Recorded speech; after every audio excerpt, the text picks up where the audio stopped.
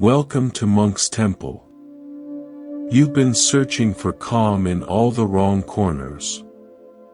You've been told to think positive, to breathe deeply, to just decide to be happy. But if it were that easy, why do you still get knocked over by what you feel? Why does your mind race at night, digging up old memories, worrying about things you can't change? The truth is, your feelings aren't the enemy. It's your relationship with them. And over 2.5 millennia ago, a profound way of healing that relationship was discovered. Not through forced positivity or mental games, but through clear seeing, genuine compassion, and a deep, unshakable stillness within. It doesn't ask you to shut down your heart or pretend you're fine.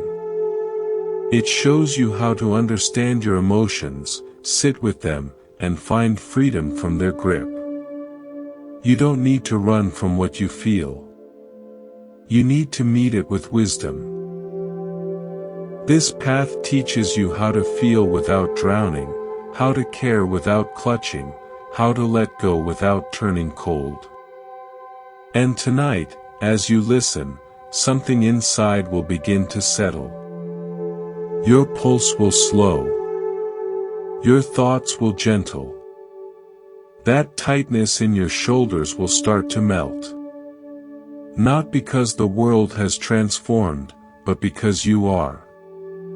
You'll start to see emotions not as hurricanes to survive, but as waves you can navigate with balance and grace. This isn't just another track to play in the background. This is a turning point. A quiet revolution within your own mind. A journey into the deepest parts of yourself, where the noise fades and what's real begins to speak. Are you ready? Let's begin. So much of what you suffer from isn't actually real. It feels real. It feels heavy. It squeezes your chest, muddies your thinking, drains your spirit.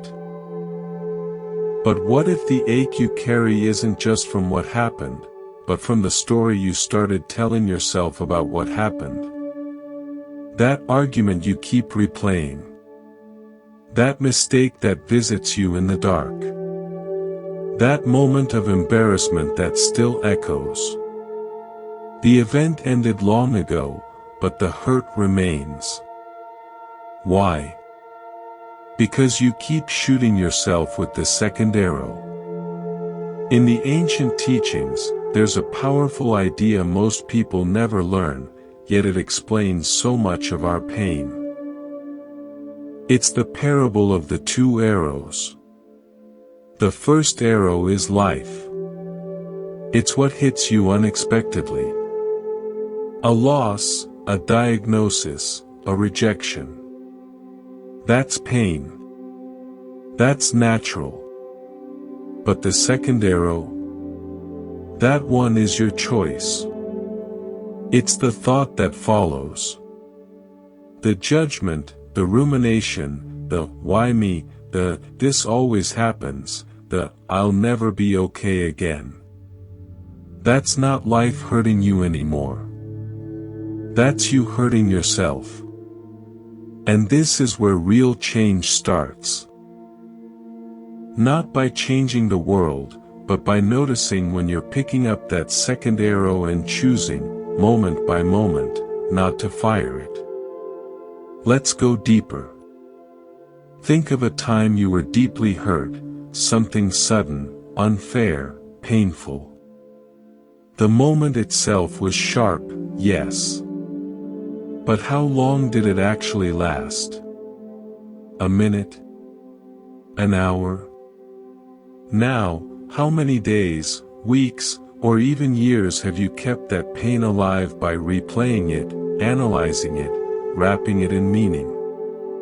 We don't just experience pain. We extend it. We stretch it out like a rubber band until it snaps back and stings us, again and again. That's the second arrow. And most people are walking through life covered in them, wounded by old thoughts, not current realities. The teaching shows that real freedom doesn't come from avoiding the first arrow. It comes from ending the habit of shooting yourself with extra ones. But how?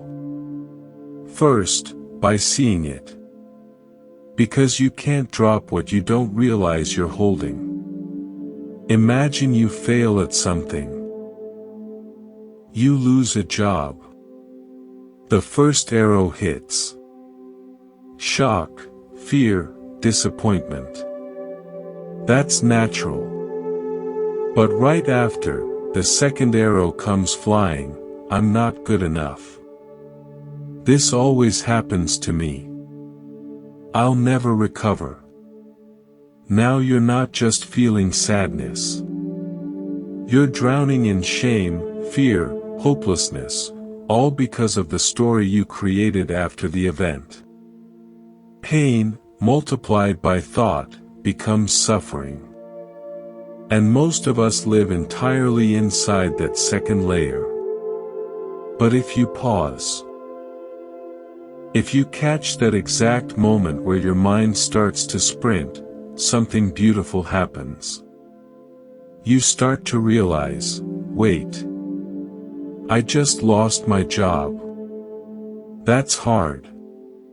But that voice telling me I'm worthless, that's not the truth. That's just a habit. And habits can be changed. This practice isn't about ignoring reality. It's about meeting it directly, without the extra layer of story. It trains your mind to stay with the first arrow. To acknowledge pain when it comes, but not to build a house around it, not to decorate it with fear, not to replay it on a loop while pretending it's helpful. This begins with awareness. And awareness is more than thinking. It's noticing. It's that quiet moment when a wave of sadness comes, and instead of spiraling, you just stay with it. You feel it in your body. You watch how your breath changes. You observe without adding meaning. That silence between the event and your reaction. That is where your freedom lives. The more you develop this space, the more you reclaim your emotions. You don't stop feeling. You just stop building prisons around what you feel. Now, let's look deeper. Why do we shoot the second arrow at all? Because the mind craves meaning. It doesn't like raw discomfort without a story. So when pain arrives, the mind says, let me explain this. It adds blame, assumptions, predictions. But all of that is smoke. The original pain was already fading, but your story kept it burning. You think you're helping, but you're only feeding the fire. An old teacher once said, "You are the sky. Everything else is just weather." When you understand the second arrow, you realize you've been clinging to storms, thinking they define you. But they don't. They pass, if you stop holding on to them. And this doesn't just apply to big traumas. It's everywhere. The way someone cuts you off in traffic and you stay angry for an hour. The way a small comment spirals into self-doubt. The way an old mistake still echoes like it happened yesterday. It's never just the moment. It's the replay. So how do we stop? Start by training your awareness. Noticing in real time when the second arrow appears. That moment you feel sad and think, I shouldn't feel this way. That moment you're disappointed and tell yourself, it's because I'm a failure. That's the second arrow, sneaking in. Once you catch it, you don't need to fight it. You just need to see it. This is mindfulness. It means seeing clearly, being awake, even for a few seconds, to what's really happening. And when you become mindful of your emotional habits, you start to change them. Not by force, but by no longer feeding them. You stop buying into the voice that says, "This means I'm broken." You start responding with a deeper voice, one that says, "This is pain. It will pass." That shift changes everything. Because once you stop identifying with your suffering, it begins to loosen its grip. And this is where true compassion comes in. Not just for others, but for yourself. Most people carry old wounds like they're proof of who they are. But the truth is, you don't need to prove anything. You don't need to punish yourself to grow. You don't need to keep stabbing yourself to stay safe. Self-torment never led anyone to wisdom. Only kindness can do that. This path doesn't tell you to toughen up. It invites you to soften. To see your pain without flinching and without embellishing. To be fully present with it, and in doing so, to stop adding more. Let's take an even closer look at the mechanics. There's a moment, maybe just a split second, between something happening and your emotional reaction. That's the seed of the second arrow. If you're not aware, it takes root. It grows fast. It wraps around your mind, your body, your mood. But if you become still, if you breathe, if you pause and just observe, it never takes hold. Instead of reacting, you respond. And response comes from presence, not panic. In this space, your whole experience changes. You might feel anxiety rising, but instead of spiraling into, "What if this never ends?" you say, "Ah, anxiety. Here you are." You don't judge it. You don't push it away. You just witness it, like clouds moving across the sky. And you'll notice something when you stop clinging to a feeling, when you stop calling it good or bad, right or wrong, it dissolves faster. It doesn't stick. It visits, then leaves. Like a guest who doesn't overstay.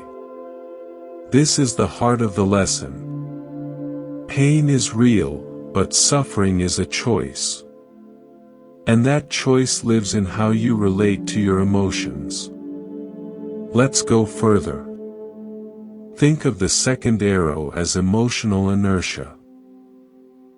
The mind hits a bump, but instead of just absorbing the shock, it builds a whole highway of thoughts around it. This always happens. This is who I am. This means it'll never get better. But what if none of that is true? What if the event meant nothing more than what it was? A job lost. Just a job lost. A relationship ending. Just that. A tough day. Not a sign of a doomed life, but simply a tough day. When you strip away the story, what's left is just a moment, a wave. And no wave lasts forever. The reason this teaching is so powerful is because it gives you your power back. You don't need the world to stop being painful. You just need to stop creating extra pain inside it. You become someone who can face discomfort without collapsing, who can feel grief without turning it into an identity, who can walk through chaos and stay clear, because you no longer let the second arrow find its mark. And yes, it takes practice. This isn't a one-time realization. It's a way of living. A daily decision to stay present, to stay kind, to stop participating in your own suffering. That moment you pause, breathe, let go of the thought trying to take you down a dark road, that's not weakness. That's strength. That's wisdom. That's the beginning of emotional freedom. Slowly, it becomes a habit. A habit of peace. A habit of awareness. A habit of choosing clarity over chaos, stillness over spiraling. And eventually, you become someone others look at and wonder, how are they so calm? But you'll know. It's not because life got easier. It's because you stopped firing the second arrow. You started meeting life as it is, not as your fear painted it. You became free. And as we go forward, you'll learn more. But it all starts here, with the moment you stopped believing everything your mind said, and started seeing your emotions as visitors, not masters. The second arrow loses its power when you become the one who watches, not the one who reacts. And from this place, everything begins to change. Once you begin to leave the second arrow unfired, you start to notice something else. Beneath the emotions, beneath the reactions, there's a stillness. A quiet center. A place inside you untouched by chaos. But here's the next trap your mind sets: it wants to hold on to that stillness. It wants to keep peace like a possession. It clings even to the absence of clinging. And just like that, suffering sneaks back in, wearing a different mask. That's the next lesson for those who are ready. Freedom isn't just about avoiding pain. It's about letting go of the need to hold on to anything at all. We think attachment means love. That holding on means care. That if we don't grip tightly, we'll lose what matters. But the truth is the opposite. The tighter you cling, the more you suffer. And the more you suffer, the more you distort love, turning it into control, turning care into fear. This lesson is subtle. It's not about indifference. It's not about shutting down or walking away. That's not what non-attachment means. The paradox is this: to truly love, you must let go. To truly feel peace, you must stop grasping for it. Non-attachment doesn't mean you stop feeling. It means you stop clinging. You allow everything, joy, sadness, love, fear, to come and go like waves. You stop holding your breath, trying to freeze perfect moments or avoid uncomfortable ones. You open your hands and let life flow through, because everything you love will change. Every person you care about will grow, evolve, move away, or someday leave. And this isn't a cause for despair. It's the doorway to real emotional freedom. When you love someone with attachment, fear creeps in. You try to control them. You worry about losing them. You carry the weight of every text, every silence, every mistake. But when you love without attachment, something changes. You love fully, but lightly. You care deeply, but freely. You want the best for them, but not at the cost of your peace. This is non-attached compassion. It's not cold. It's not distant. It's warm, open, and grounded. It says, I see your pain. I care. But I will not drown in it. Think about how often your emotions spiral.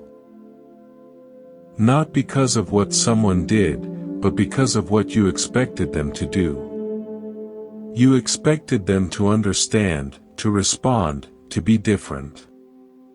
And when they weren't, you suffered.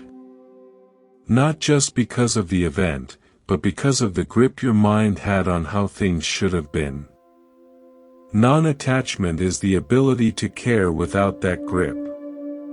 To live with love, but without demand. To show up fully, but not as a hostage to the outcome. This is what makes it powerful and difficult. We've been taught to link love with ownership, happiness with security, peace with control. But control is an illusion. People will change. Plans will fall apart. Emotions will rise and fall like weather. And that's where the practice deepens. When you stop trying to make life permanent, you begin to see clearly. You stop clenching your fists and you open to what is. Not what you wanted, not what you feared. Just what's here. And in that space, emotions still come. You still feel joy, sorrow, love, loss. But they don't drown you. They pass through like wine through an open window. You begin to notice that suffering is not caused by what happens. It's caused by how tightly you grip what's already moving. Let's look deeper. Non-attachment is rooted in wisdom. The wisdom of impermanence. Everything changes. That's not a tragedy. It's reality. And when you understand this fully, your heart becomes more resilient. You stop needing things to stay the same. You stop needing people to behave a certain way to feel okay. You stop tying your inner peace to outer events. It's like a tree with deep roots. Storms may come, the wind may howl, but the tree remains grounded. Not by resisting, but by bending, by adapting, by being rooted in something deeper than the surface. This is where emotional mastery truly begins. Because what most people call love is often just emotional dependence. I need you to behave a certain way so I can feel okay. That's not love. That's fear in disguise. And fear creates attachment. Attachment creates suffering. When you love someone with non-attachment, you're not less invested. You're more present. You're free to love them as they are, not your idea of them. You're not trapped in disappointment when they change. You stand beside them, steady. And this doesn't just apply to relationships. We cling to identities, to status, to outcomes. I need to succeed or I'm a failure. I need them to respect me or I'm not enough. These are attachments. They tie your emotional state to something outside your control. And the more you cling, the more anxious you become. But when you loosen the grip, something beautiful happens. You start to experience life directly, without filters, without constant mental commentary. You stop living in your head and start being here. This doesn't mean you stop caring about goals, people, or growth. It means you stop suffering when things don't go your way. Non-attachment gives you power. Not power over others, but power over yourself. You stop chasing peace like a prize and start realizing it's already here, underneath the grasping. This is where non-attached compassion becomes your superpower. Because when you no longer fear emotional discomfort, you can hold space for others without losing yourself. You can sit with someone's pain without needing to fix it. You can feel sadness without it becoming your identity. And this is incredibly rare. Most people, when faced with emotional intensity, either absorb it or push it away. They either become consumed by another's pain or shut down completely. But there is a middle path.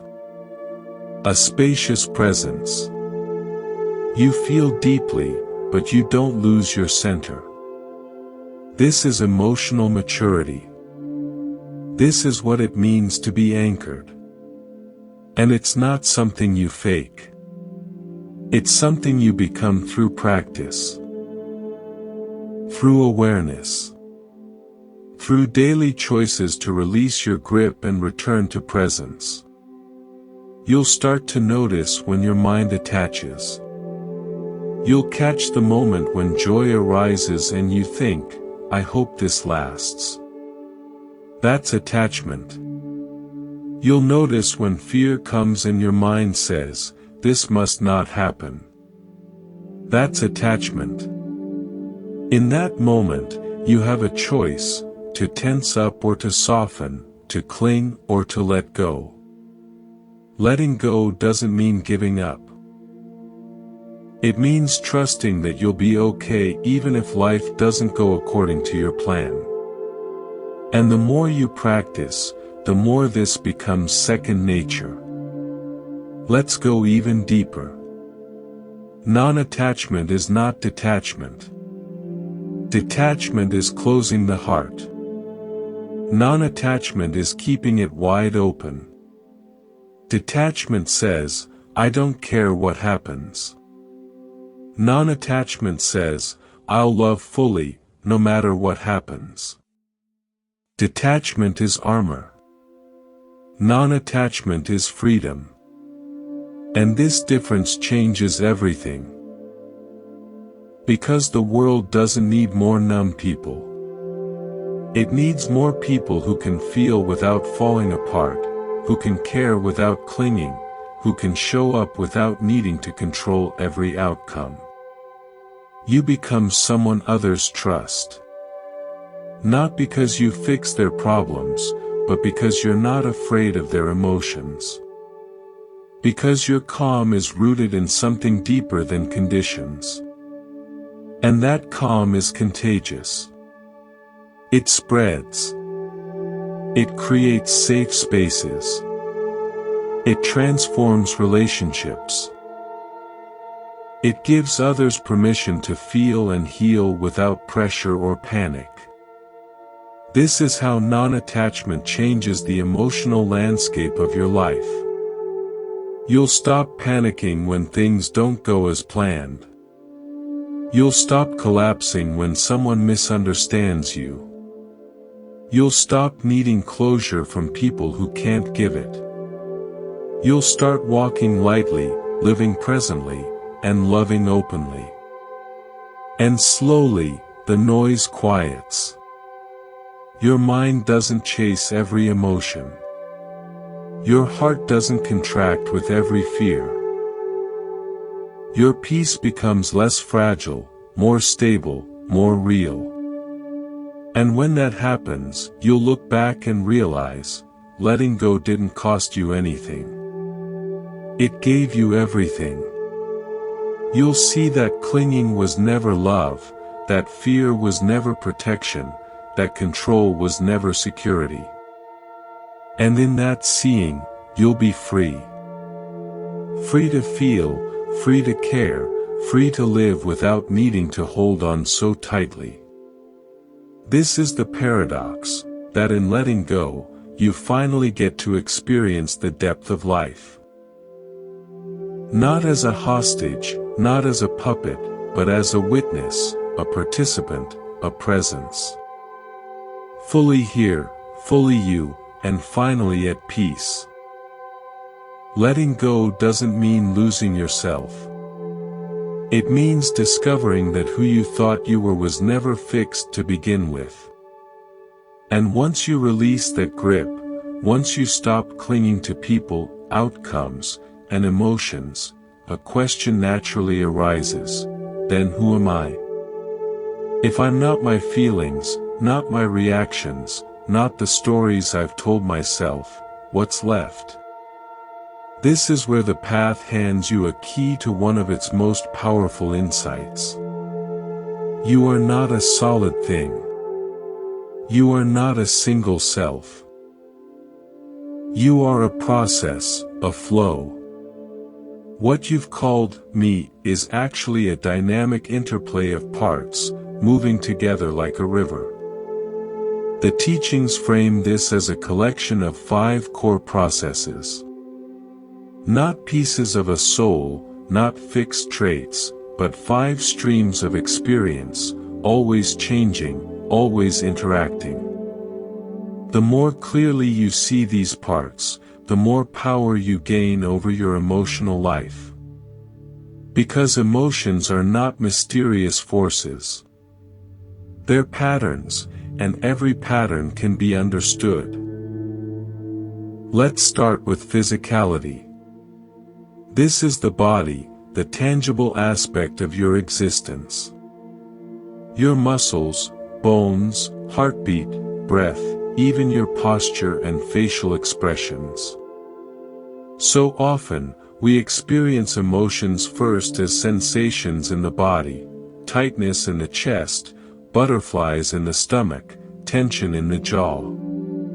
Yet we rarely stop to ask, what does this physical sensation actually mean? The body feels something, but the meaning we assign to it comes later. By observing physicality, we start to see how much of what we call an emotion is actually just a bodily reaction. You feel your shoulders rise and label it as stress. You feel warmth in your chest and call it love. But the feeling came first. The body speaks before the mind does. So instead of chasing the thoughts, start with the body. Sit with the sensations. Let them speak without rushing to define them. Often, they pass on their own. Next comes sensitivity. This is the raw data of experience. The initial, immediate feeling tone of pleasant, unpleasant, or neutral that arises when you contact the world. It's the first flash before interpretation. You hear a sound, taste a flavor, read a message, instantly, your system reacts. But sensitivity is not emotion. Sensitivity is quick, simple, like a spark. What happens after is where things get layered. Most people don't pause between sensitivity and interpretation. They react. They get a slightly unpleasant tone in someone's voice and suddenly feel rejected. But the rejection wasn't in the voice. It was in what followed. That leads us to labeling. This is where the mind starts to name things. It recognizes patterns. It says, that tone reminds me of when I was ignored, or, that look means they don't like me. Labeling pulls from memory. It grabs meaning from the past and throws it onto the present. This is useful, it helps us navigate. But it also builds illusions. Because sometimes you're not reacting to what's happening. You're reacting to what your mind thinks is happening. So many emotional spirals start here. You hear one word and your mind builds a whole story. That person must be mad at me. I must have done something wrong. It happens fast. But labeling isn't truth. It's interpretation. And interpretations can be wrong. Now we arrive at volition. This is where it gets deeper. Volition encompasses your habits of thought, your core beliefs, and your intentions. It includes your tendencies, how you react to certain situations, how you see yourself, what assumptions you've built over time. These are not random. They're shaped by your past, your culture, your experiences, and they shape how you feel. If you've been told you're not good enough, that belief becomes a lens. Every small failure will feel 10 times heavier. Every compliment will seem suspicious. That's the power of volition. It colors everything. But here's the good news, it can be changed. Just like a path formed in the grass from years of walking, volition is a pattern. If you stop walking it, the grass grows back. You can build new patterns, compassion, patience, resilience, by practicing them daily, like a muscle. Finally, there's knowing. This is the awareness that experiences all the other processes. It's not a thing you can touch. It's more like the space in which everything else appears. Knowing perceives the body. It senses the sensitivities. It observes the labels. It watches the thoughts come and go, but it's not bound to them. And this is the most freeing insight of all. Your knowing is not your emotions. It's the witness. The open sky where weather moves but doesn't stick. The more you identify with that space, with the awareness itself, the less you get pulled into emotional storms. You don't suppress them. You just stop confusing them for who you are. All 5 of these processes are temporary. None stay the same from moment to moment. Your body ages. Your sensitivities shift. Your labels evolve. Your intentions change. Your awareness flickers with attention. So when you say, "I'm angry," what do you actually mean? Your body feels heat. Your mind labels a sensation. A thought arises. A belief kicks in. But there's no single "I" in all of that. There's no fixed thing called anger either. It's just a combination of processes. And when you see this clearly, the emotion begins to lose its grip, because you stop seeing it as you. You start seeing it as an event, something that arises, stays a while, then passes. Think of it like a symphony. A violin plays, a drum beats, a flute carries a melody. But none of these instruments are the symphony. They're just activities happening within it. That's what your emotional life is. Not a fixed self, but a dance of processes. And the more you observe those processes, the more choice you have. This is not about detaching from life. It's about engaging with it more skillfully.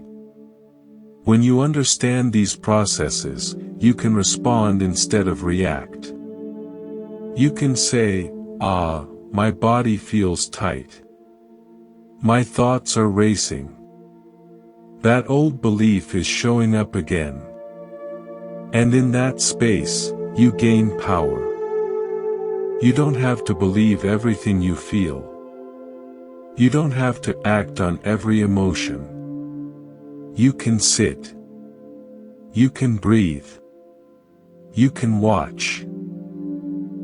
And in that watching, the overwhelm begins to feel like what it really is, a collection of pieces you don't have to carry all at once. This understanding also dissolves shame. Because when you know emotions are not who you are, you stop judging yourself for having them. You stop thinking, I shouldn't feel this way, and start asking, where is this coming from? That shift turns guilt into curiosity. It transforms inner conflict into inner insight. The teaching is not to cling to these processes, but not to reject them either. They're part of the human experience. The key is to see them clearly, to know them as flows, not identities. This clarity builds emotional strength, because the moment you stop taking emotions personally, they lose their sting. And yes, it takes practice. This isn't an intellectual trick. It's something you train through mindfulness. Through observing your inner world without rushing to explain it. Through sitting with your experience, part by part, until you realize nothing inside you is permanent, and nothing needs to be feared. You may still feel sadness, anger, fear, joy, but you meet them as visitors. You treat them with respect, but not as rulers. You allow them, but you don't obey them. You watch them move through these processes, and you stay grounded in the knowing behind it all. This is emotional maturity built on understanding, not suppression. And something else happens when you live this way, you begin to see others differently, too. You realize they are also made of these 5 processes. Their anger is a mix of sensitivity and labeling, not a personal attack. Their fear is a volitional pattern, not a character flaw. You start to respond with compassion because you see the mechanics. You understand that no one is fixed.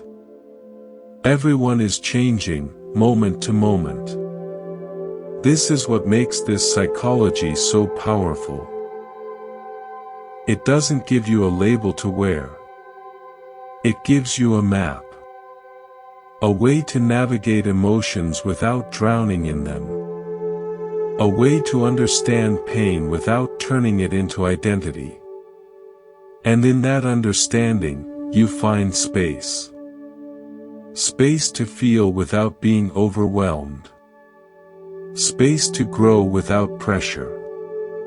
Space to be human without judgment. You begin to live more freely. You no longer say, I am my sadness, but, sadness is visiting right now. You stop clinging to happiness as a possession and start appreciating it as a passing breeze. You don't become cold or detached. You become steady. Calm in motion. Grounded in change. Because now you know, you were never one fixed thing. You were never the storm. You were always the sky. And with that knowing, everything starts to feel lighter. When you begin to see yourself as a process, not a fixed identity, you start to loosen your grip on every passing feeling. Sadness becomes a movement, not a label. Fear becomes a signal, not a sentence. Anger passes like wine through the trees. But even after understanding these parts, there's something deeper to uncover.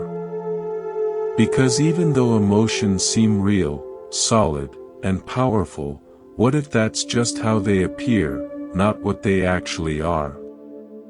What if the emotions you've spent your life fighting, fearing, or chasing have no core at all? This is where the teaching of emptiness steps in, gently but profoundly. It says that everything we experience, including emotions, is empty. Not in the sense of being meaningless or hollow, but empty of a fixed, independent, lasting identity. Emptiness means interdependence. It means that things don't arise on their own. They are the result of causes and conditions, of context and perception. Nothing exists by itself. Not even your emotions. This understanding shifts everything. Think about it. You feel a strong emotion and instantly assume it's real, personal, and says something essential about who you are. You feel anxious and think, I am anxious. You feel rejected and think, they don't love me.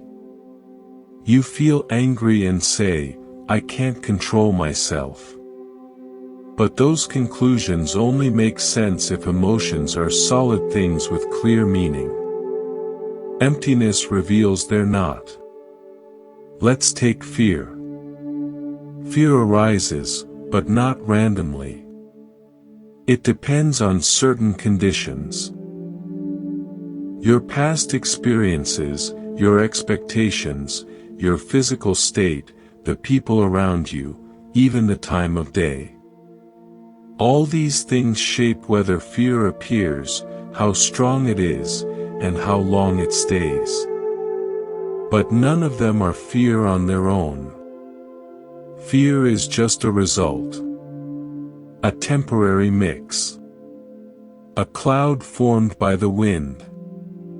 And just like a cloud, once the conditions change, it dissolves. This doesn't make your feelings less real in the moment. It makes them less binding. You can feel deeply without being trapped, because now you understand what's happening.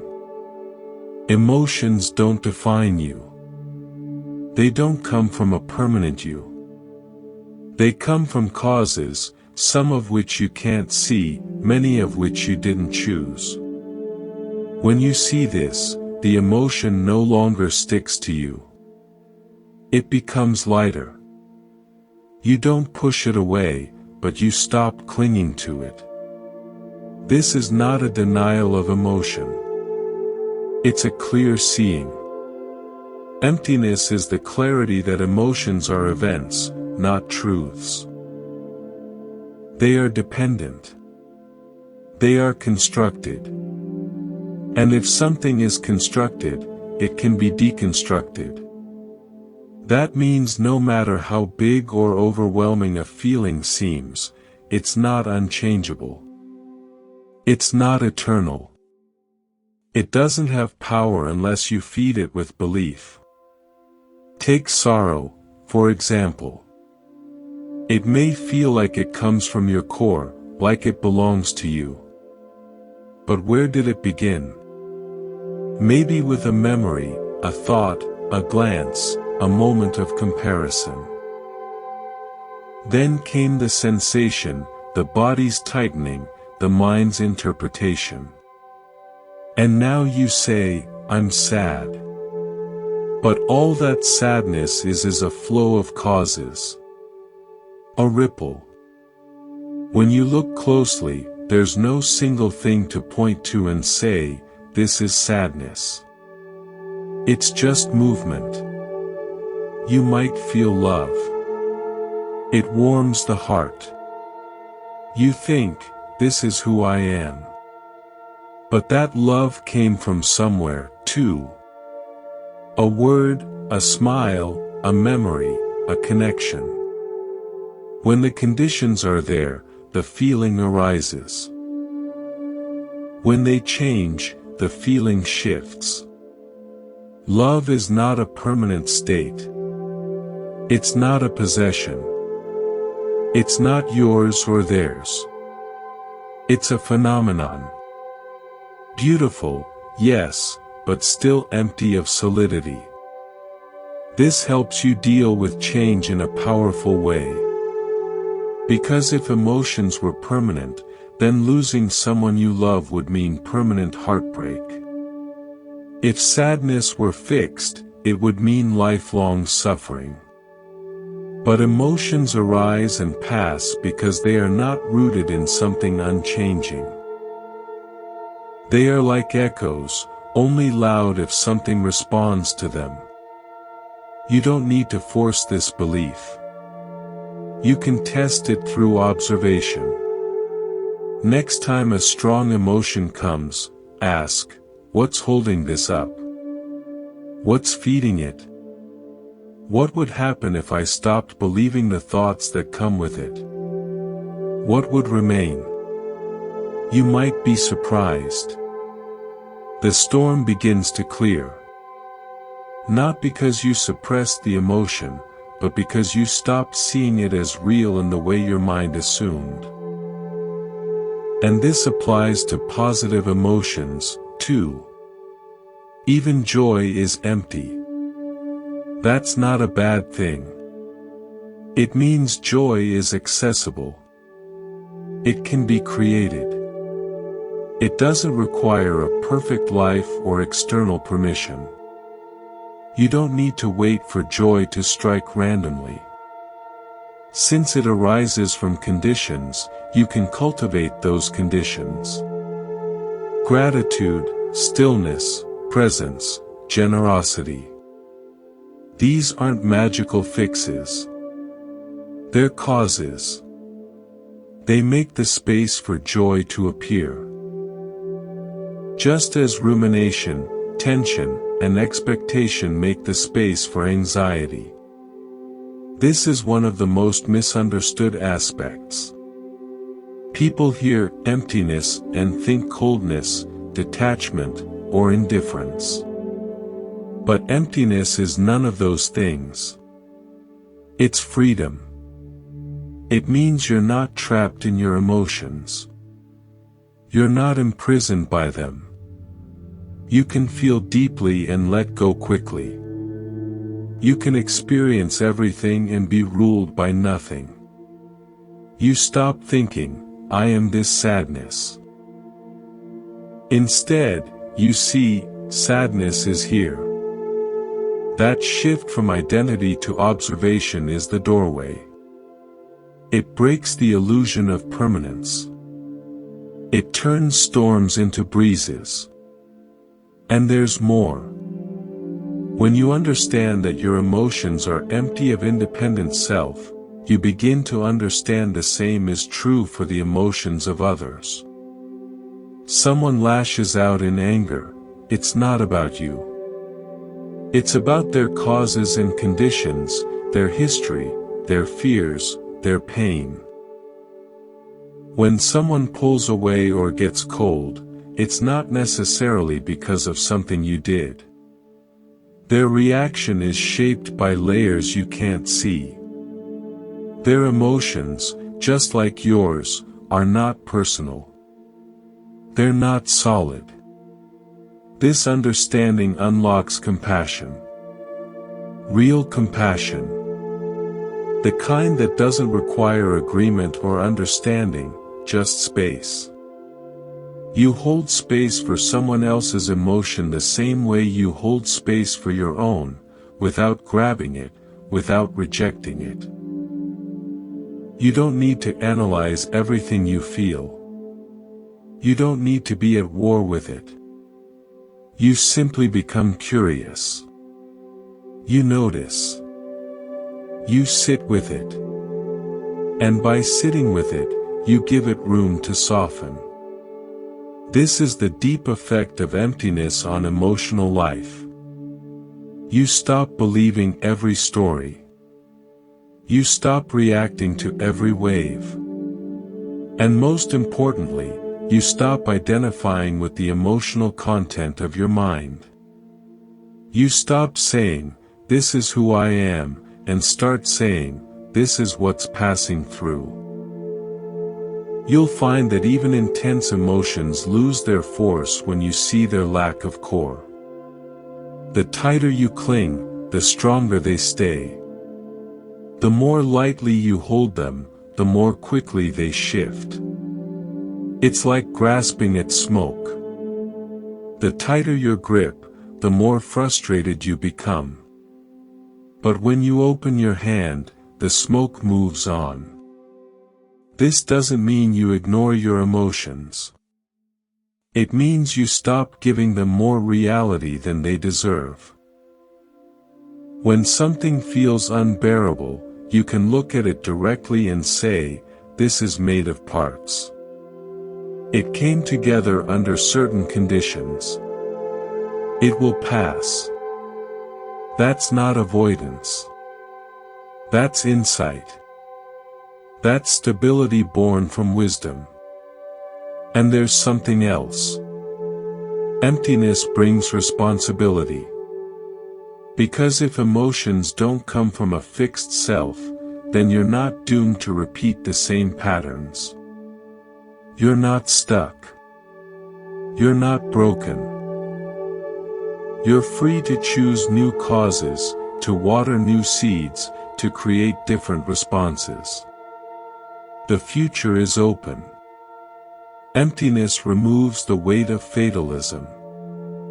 You're not at the mercy of your emotional history. You're the gardener. What you plant, you grow. What you nourish becomes strong. What you let go of fades. So the next time you feel overwhelmed, remember this: no emotion is final. No feeling is fixed. They are weather patterns, not prisons. Clouds, not cages. Even the ones that seem unbearable. Guilt, jealousy, shame, are just constructs. They feel sharp because you believe they're true. But truth has no need to shout. It just is. And this insight, when practiced over time, builds unshakable confidence. You stop needing to fix every emotion. You stop fearing them. You start walking with them. Sometimes heavy, sometimes light, but always knowing, this, too, has no core. That knowing becomes your center. Not cold, not empty in a lifeless way. Empty in the way space is empty. Vast, open, free. And in that space, you find the room to breathe, to move, to feel fully without being fooled. When you stop mistaking emotions for truth, when you see that they have no core, something powerful happens. You begin to ask deeper questions. Not just, what am I feeling, but, where did this come from? You start tracing your emotions back through time, like following a thread through a tangled knot.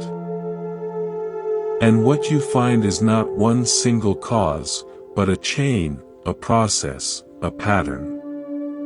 The teaching is that emotions do not just appear out of nowhere.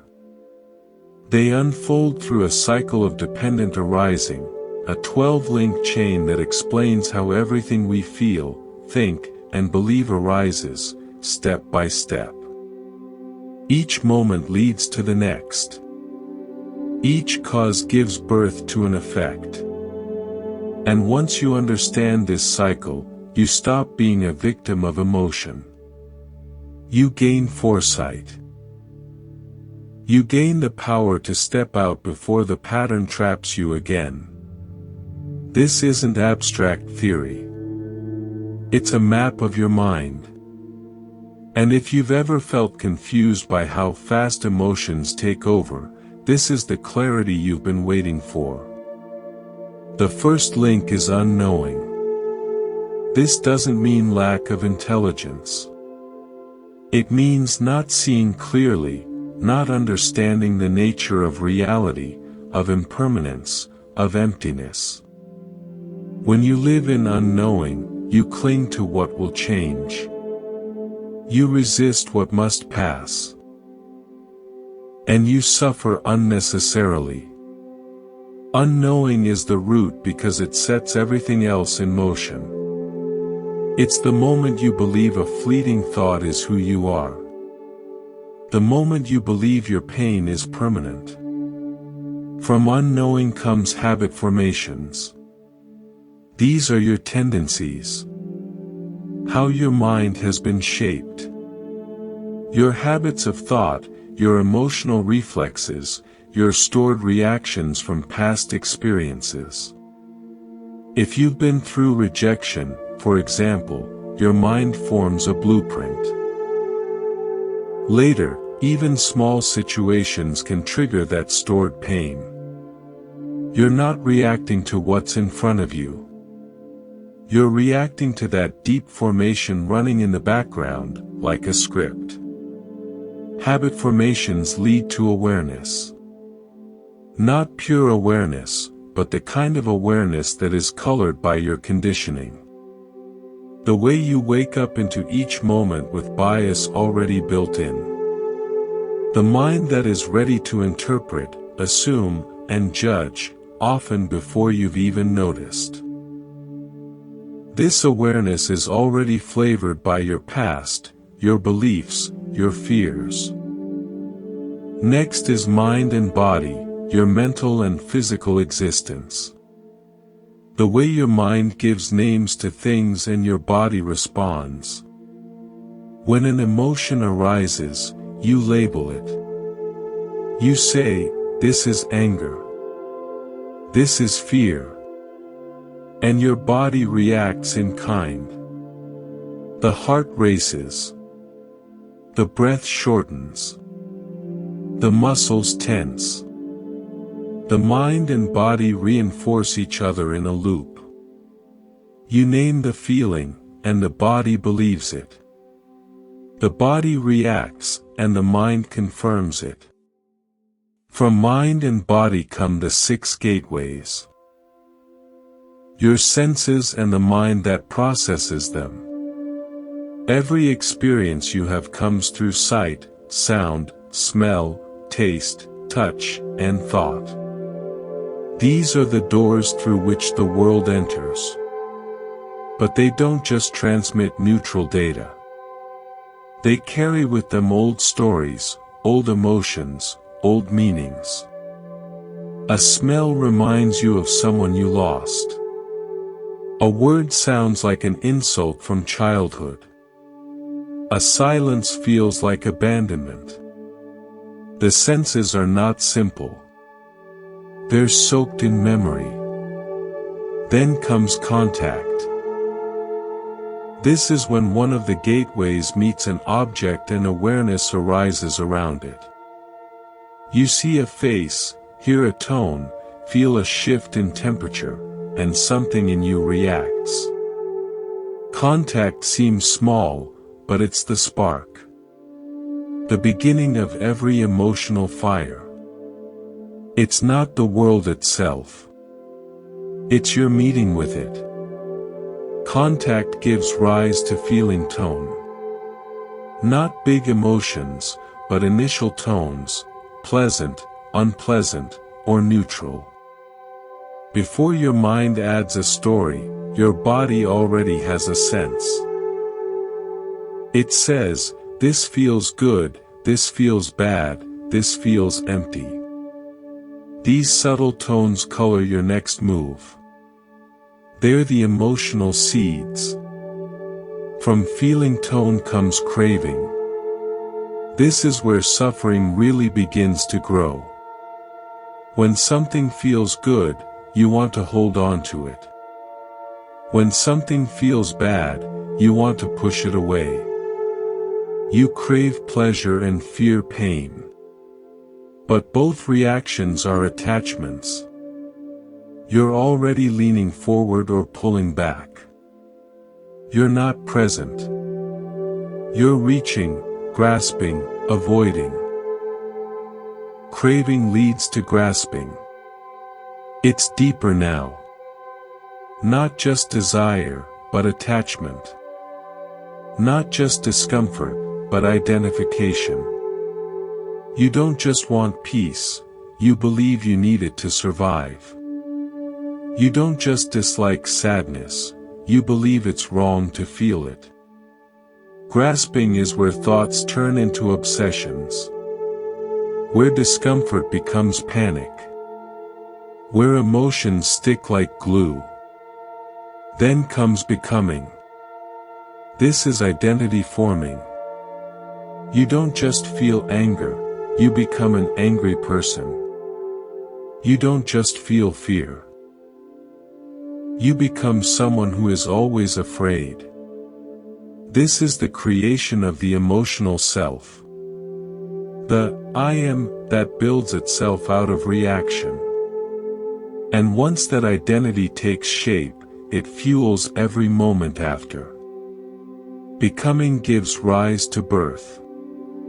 The birth of the self in this emotional cycle. Not literal birth, but the moment you fully step into that emotional identity.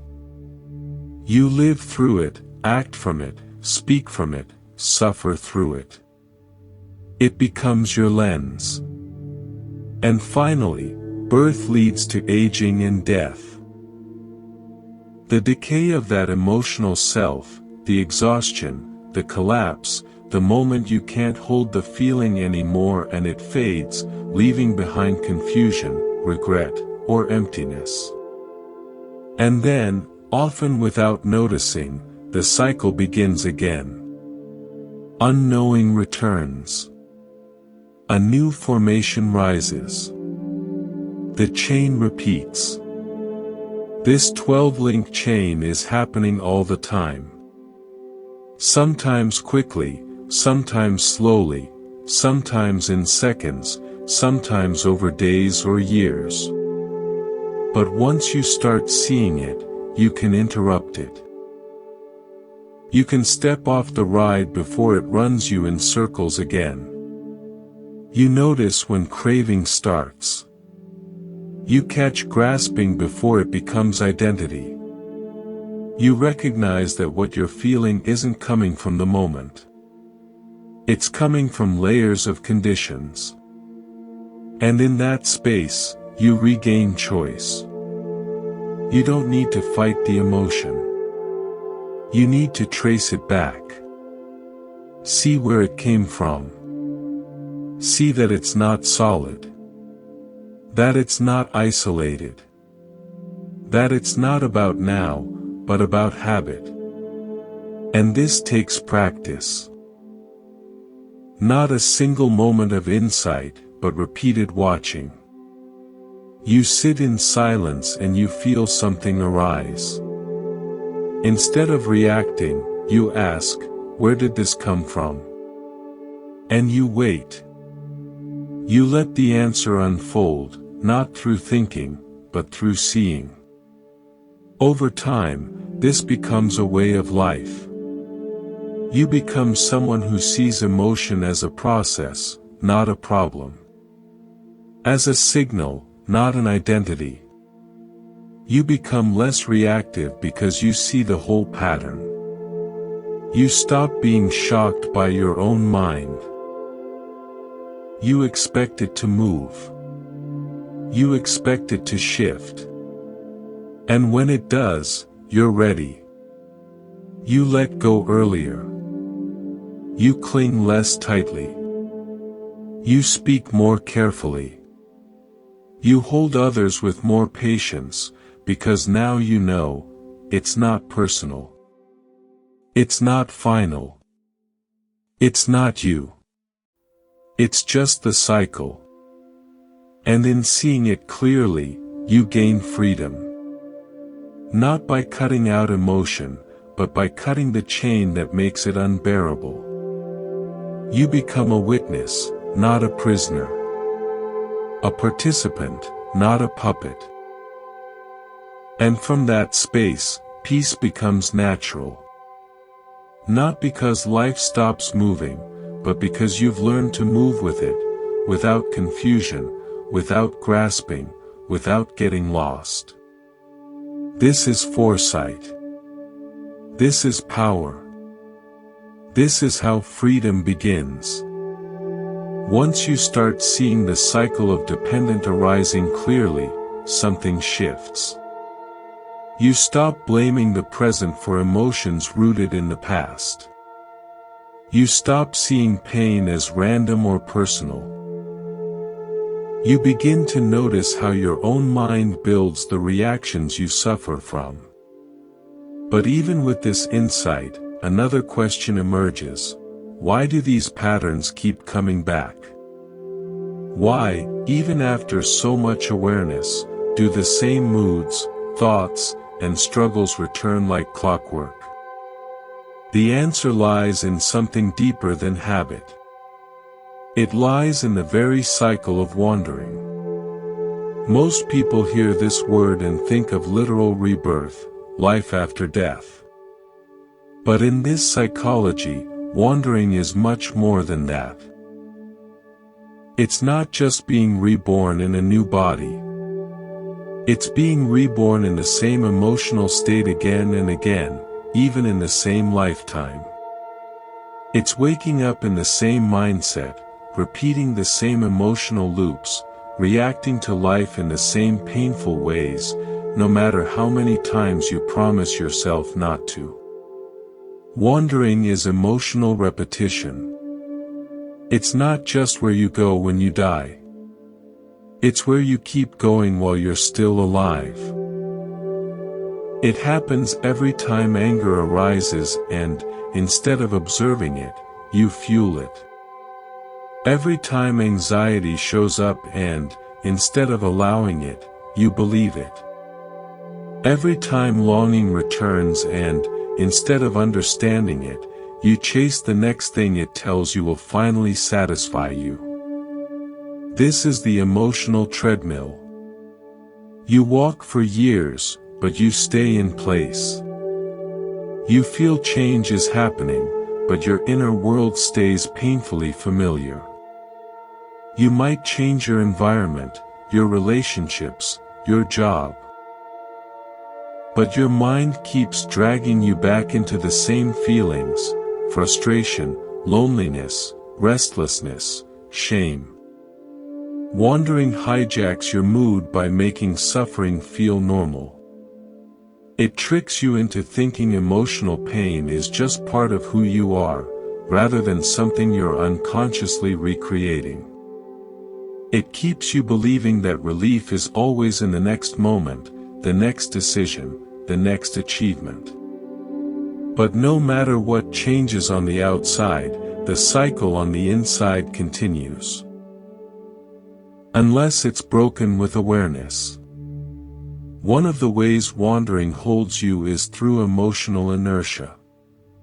You wake up feeling a certain way, maybe a little off, a little low, and instead of questioning it, you move with it. You feed it with thoughts, memories, expectations. That low mood shapes your choices, how you interpret people's words, how you react to small frustrations. Before you know it, your whole day is built around a feeling that might not have lasted more than a few minutes if you hadn't followed it. Emotional repetition often happens because we mistake familiarity for truth.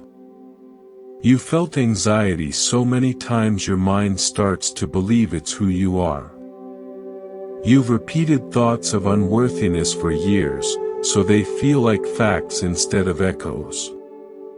Wandering thrives on these loops because they feel natural.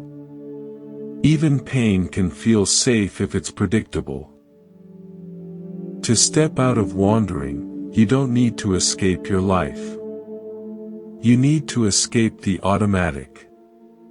You need to see what you're repeating. Not just what you're feeling, but how you respond to those feelings. Start noticing which moods drag you down consistently. Is it the way you collapse into hopelessness when things don't go your way? Is it the bitterness that flares when you're not seen or appreciated? Is it the craving that returns every time life gets quiet? These aren't random. They're part of your emotional rebirth cycle. And each time you react the same way, wandering tightens its grip. This doesn't mean you're doing something wrong. It means you're human. But it also means you have a choice. You can begin by meeting your oldest emotional patterns with fresh attention. Next time anxiety rises, instead of going into your usual story, pause. Feel it in your body. Let it be a sensation, not a sentence. Notice what it wants you to do: run, fix, hide, and don't move. Just see it. When sadness pulls you into familiar thought spirals, take a breath. Don't argue with the thoughts. Don't try to fix the feeling. Just trace it. Where is it coming from? What belief is underneath it? What reaction does it want from you? Every time you interrupt the cycle, even briefly, you weaken wandering's hold. You start to break the momentum of the past. And the key isn't dramatic action. It's small moments of presence. Those moments build into a new path. Another way wandering hijacks your mood is through emotional identity. You start to define yourself by how you feel. You say, "I'm an anxious person." Or, "I've always been emotionally sensitive." Or, "This is just the way I am." But those aren't facts. They're repetitions. They're roles you've worn for so long you forgot you could take them off. The path invites you to challenge this idea of a fixed self. To ask, who is this I that's always angry, always longing, always afraid? When you look closely, you don't find a solid person. You find habits, patterns, memories, but no permanent core. This is liberating. It means you're not doomed to feel this way forever. The self you were yesterday isn't the self you have to be tomorrow. The mood you woke up in doesn't have to shape your whole day. The past doesn't get to write the future unless you hand it the pen. And yet, wandering keeps you busy. It feeds you with distraction.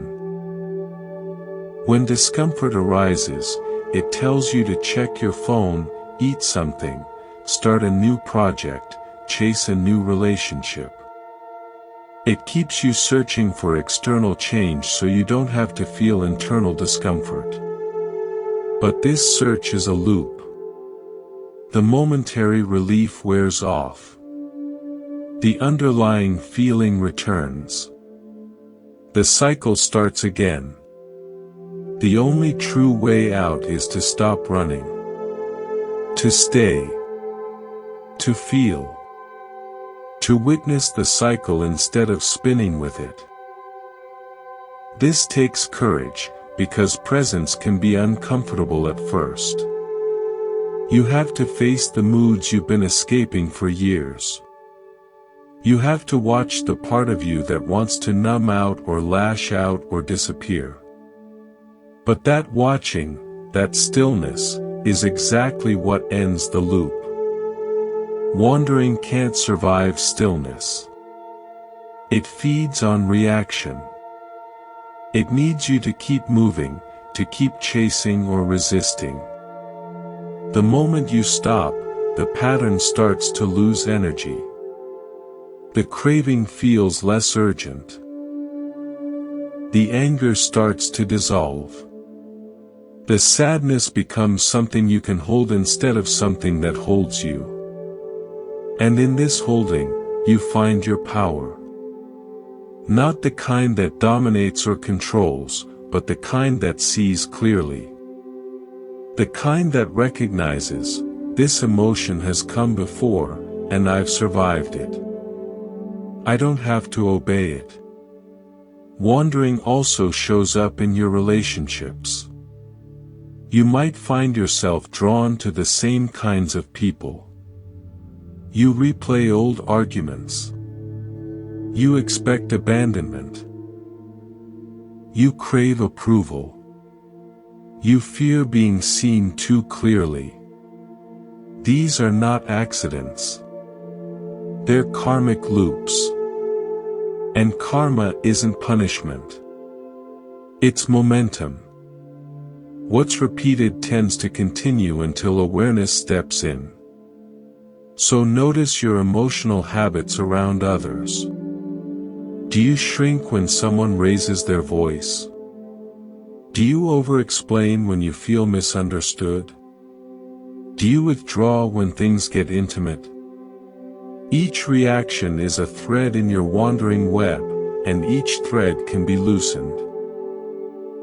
You do this by practicing something radically simple, non-reaction. Not apathy, not detachment, but the willingness to be with discomfort without feeding it. When you can feel disappointment and not rush to numb it, you're breaking the cycle. When you can hear criticism and not collapse into shame, you're cutting the chain. When you can be with longing and not chase its object, you're stepping off the wheel. And as you do this more, a different rhythm emerges. A new kind of inner silence. A steadiness. You stop waiting for emotions to disappear. You stop needing to be fixed. You just meet yourself where you are, again and again, with honesty and gentleness. This is the path out of emotional repetition. Not by erasing your feelings, but by seeing through the automatic responses they trigger. Not by becoming someone else, but by remembering you were never your reactions to begin with. Wandering loses its power when you realize, you are not your mood. You are not your history. You are not your craving. You are the awareness that sees all of it. And awareness doesn't cling. It doesn't spiral. It doesn't repeat. It simply sees. And that seeing is your liberation. When you begin to interrupt the emotional cycles of wandering, something unexpected happens. The highs don't sweep you away, and the lows don't drag you under. There's a quiet strength that begins to grow. A kind of stillness that doesn't depend on your mood, your past, or the approval of others. It's not numbness. It's not distance. It's deeper than calm. It's the beginning of balance. Balance is often misunderstood. People think it means being unaffected or emotionally flat. But in this practice, balance is anything but empty. It's full. It's alive. It's a steady presence that allows you to face joy and grief, success and failure, gain and loss, without being ruled by any of them. This state doesn't come from forcing yourself to be neutral. It comes from insight. It grows as you begin to see the changing nature of everything, and you stop chasing what won't last or fearing what will pass. Balance is built, not born. It's not a personality trait. It's a cultivated strength. When you're trapped in emotional reactivity, everything feels urgent. Every thought seems important. Every mood feels like it must be obeyed. But when balance develops, space opens. You no longer feel pushed around by your feelings. The storm might still come, but it doesn't enter you the same way. You don't collapse into it. You observe it from a grounded place. This doesn't make you distant from life. It brings you closer to its truth. Balance begins with understanding that every experience arises and passes. Even the most overwhelming feelings have a lifespan. They begin, they peak, they fade. But when you're caught in reactivity, it doesn't feel that way.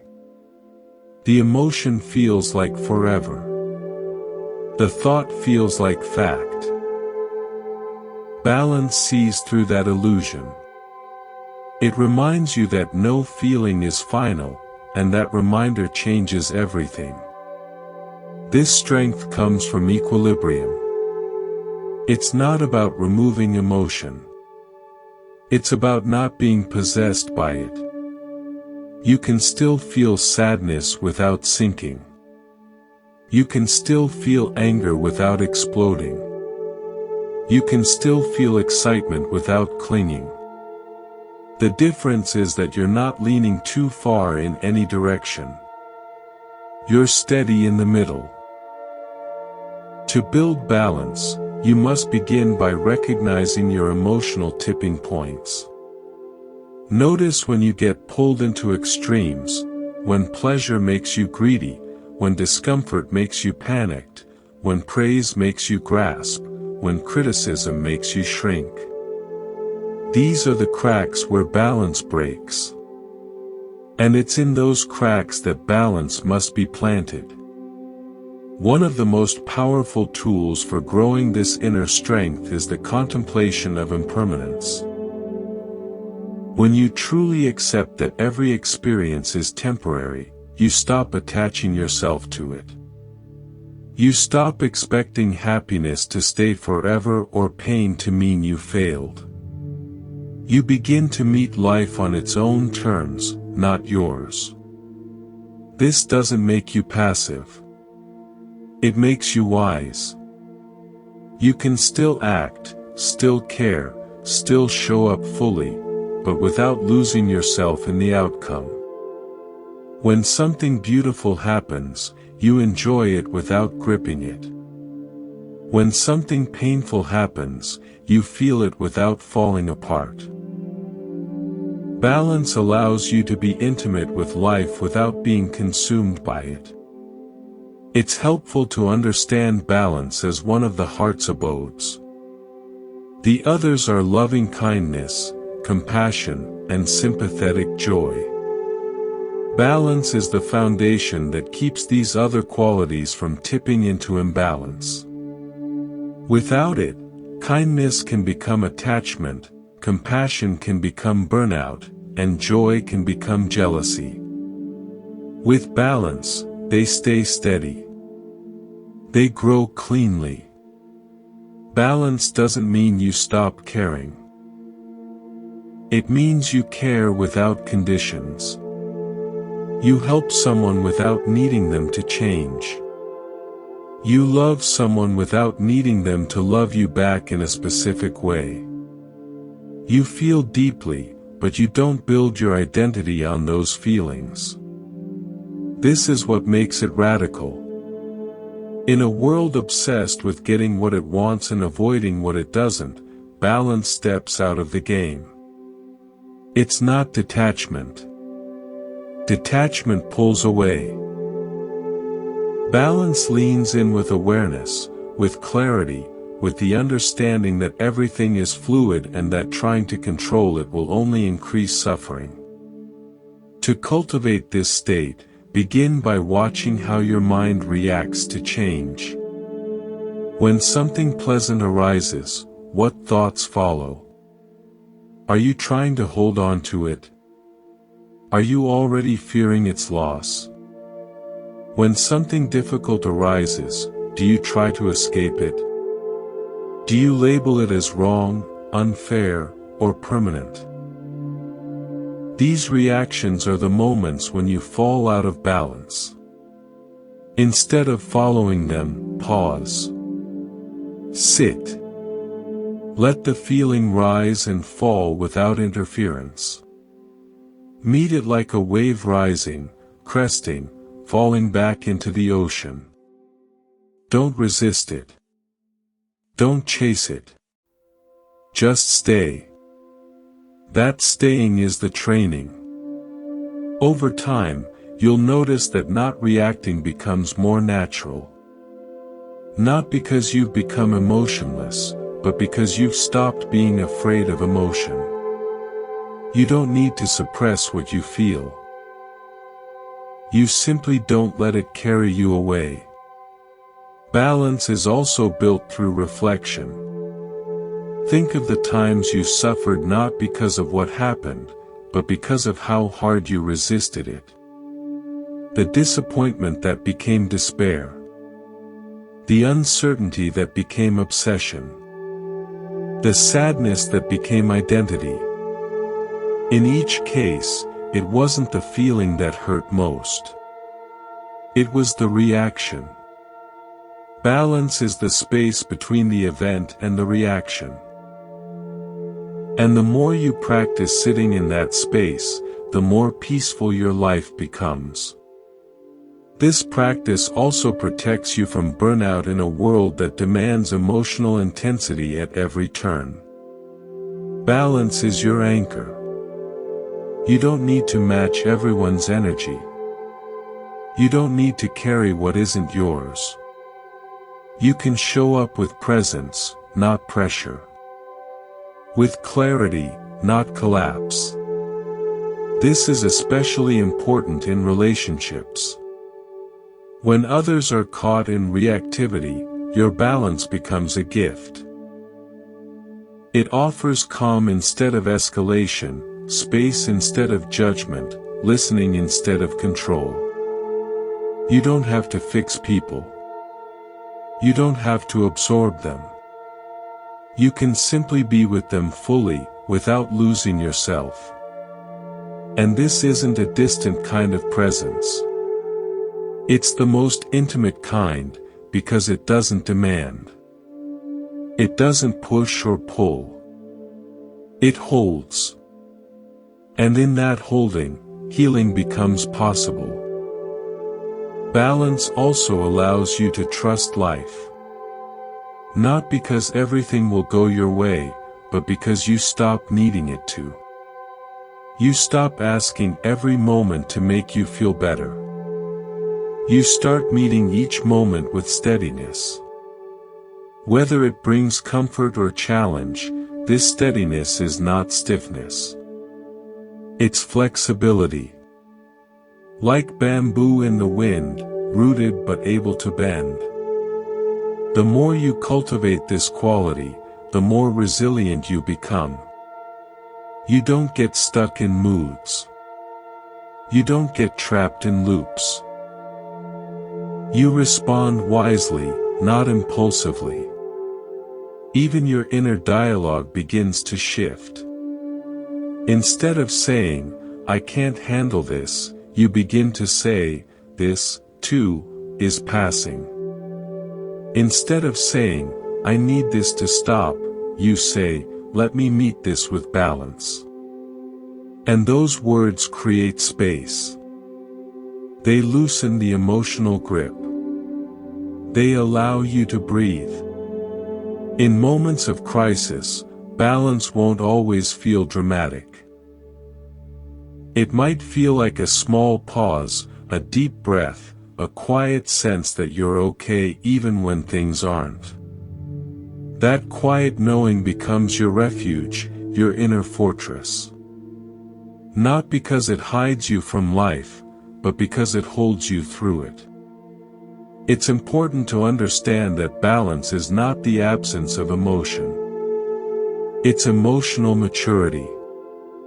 It's what allows you to feel the full range of experience without drowning in it. It's what gives you the strength to let go without resentment, to love without clinging, to grieve without losing your center. This state is not built overnight. It grows slowly through practice, through repetition, through trial and return. You will fall out of balance. You will react. You will forget. But each time you remember, each time you pause instead of panic, you strengthen your foundation. And eventually, you notice a shift.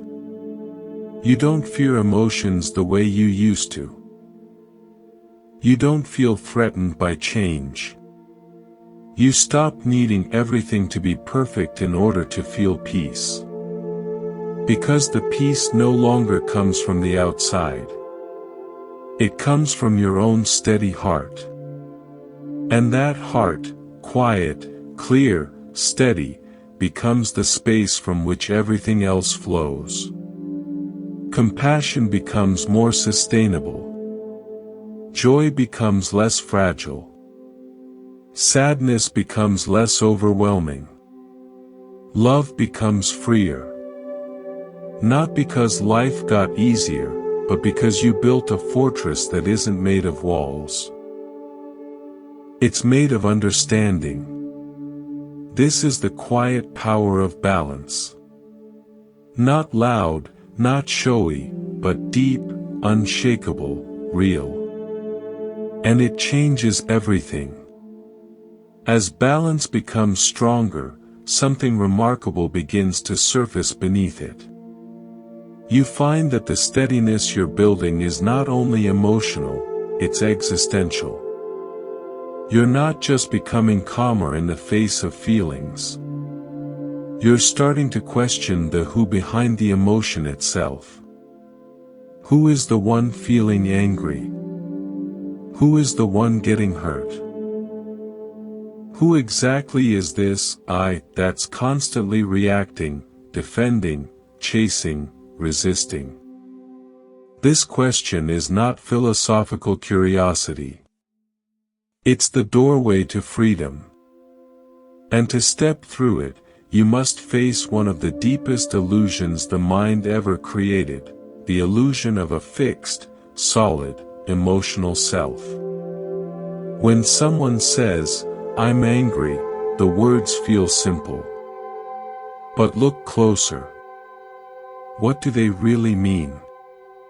Is the anger a possession, something the I owns? Is it a permanent part of them? Is it their identity? Or is it just an experience that's arisen, passing through a mind that has temporarily believed it's a person called I? The teaching of not-self reveals that what we usually take as ourself is not a single, unchanging thing. It's a flow of perceptions, sensations, thoughts, and feelings, always shifting, always rearranging. Yet we treat this collection as one solid entity. And when that illusion meets strong emotion, the suffering multiplies. Anger isn't just a feeling, it becomes my anger. Sadness isn't just an experience, it becomes my sadness. Pride becomes my success. Shame becomes my flaw. This ownership makes emotions feel heavier, more personal, more permanent. But this heaviness is based on a mistake.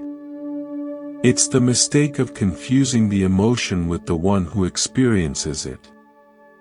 The mind builds a sense of self using memory, story, and identity. It says, "This is who I am," and collects evidence to prove it. But this constructed self is unstable. It depends on conditions. When those conditions change, the self struggles to keep its shape.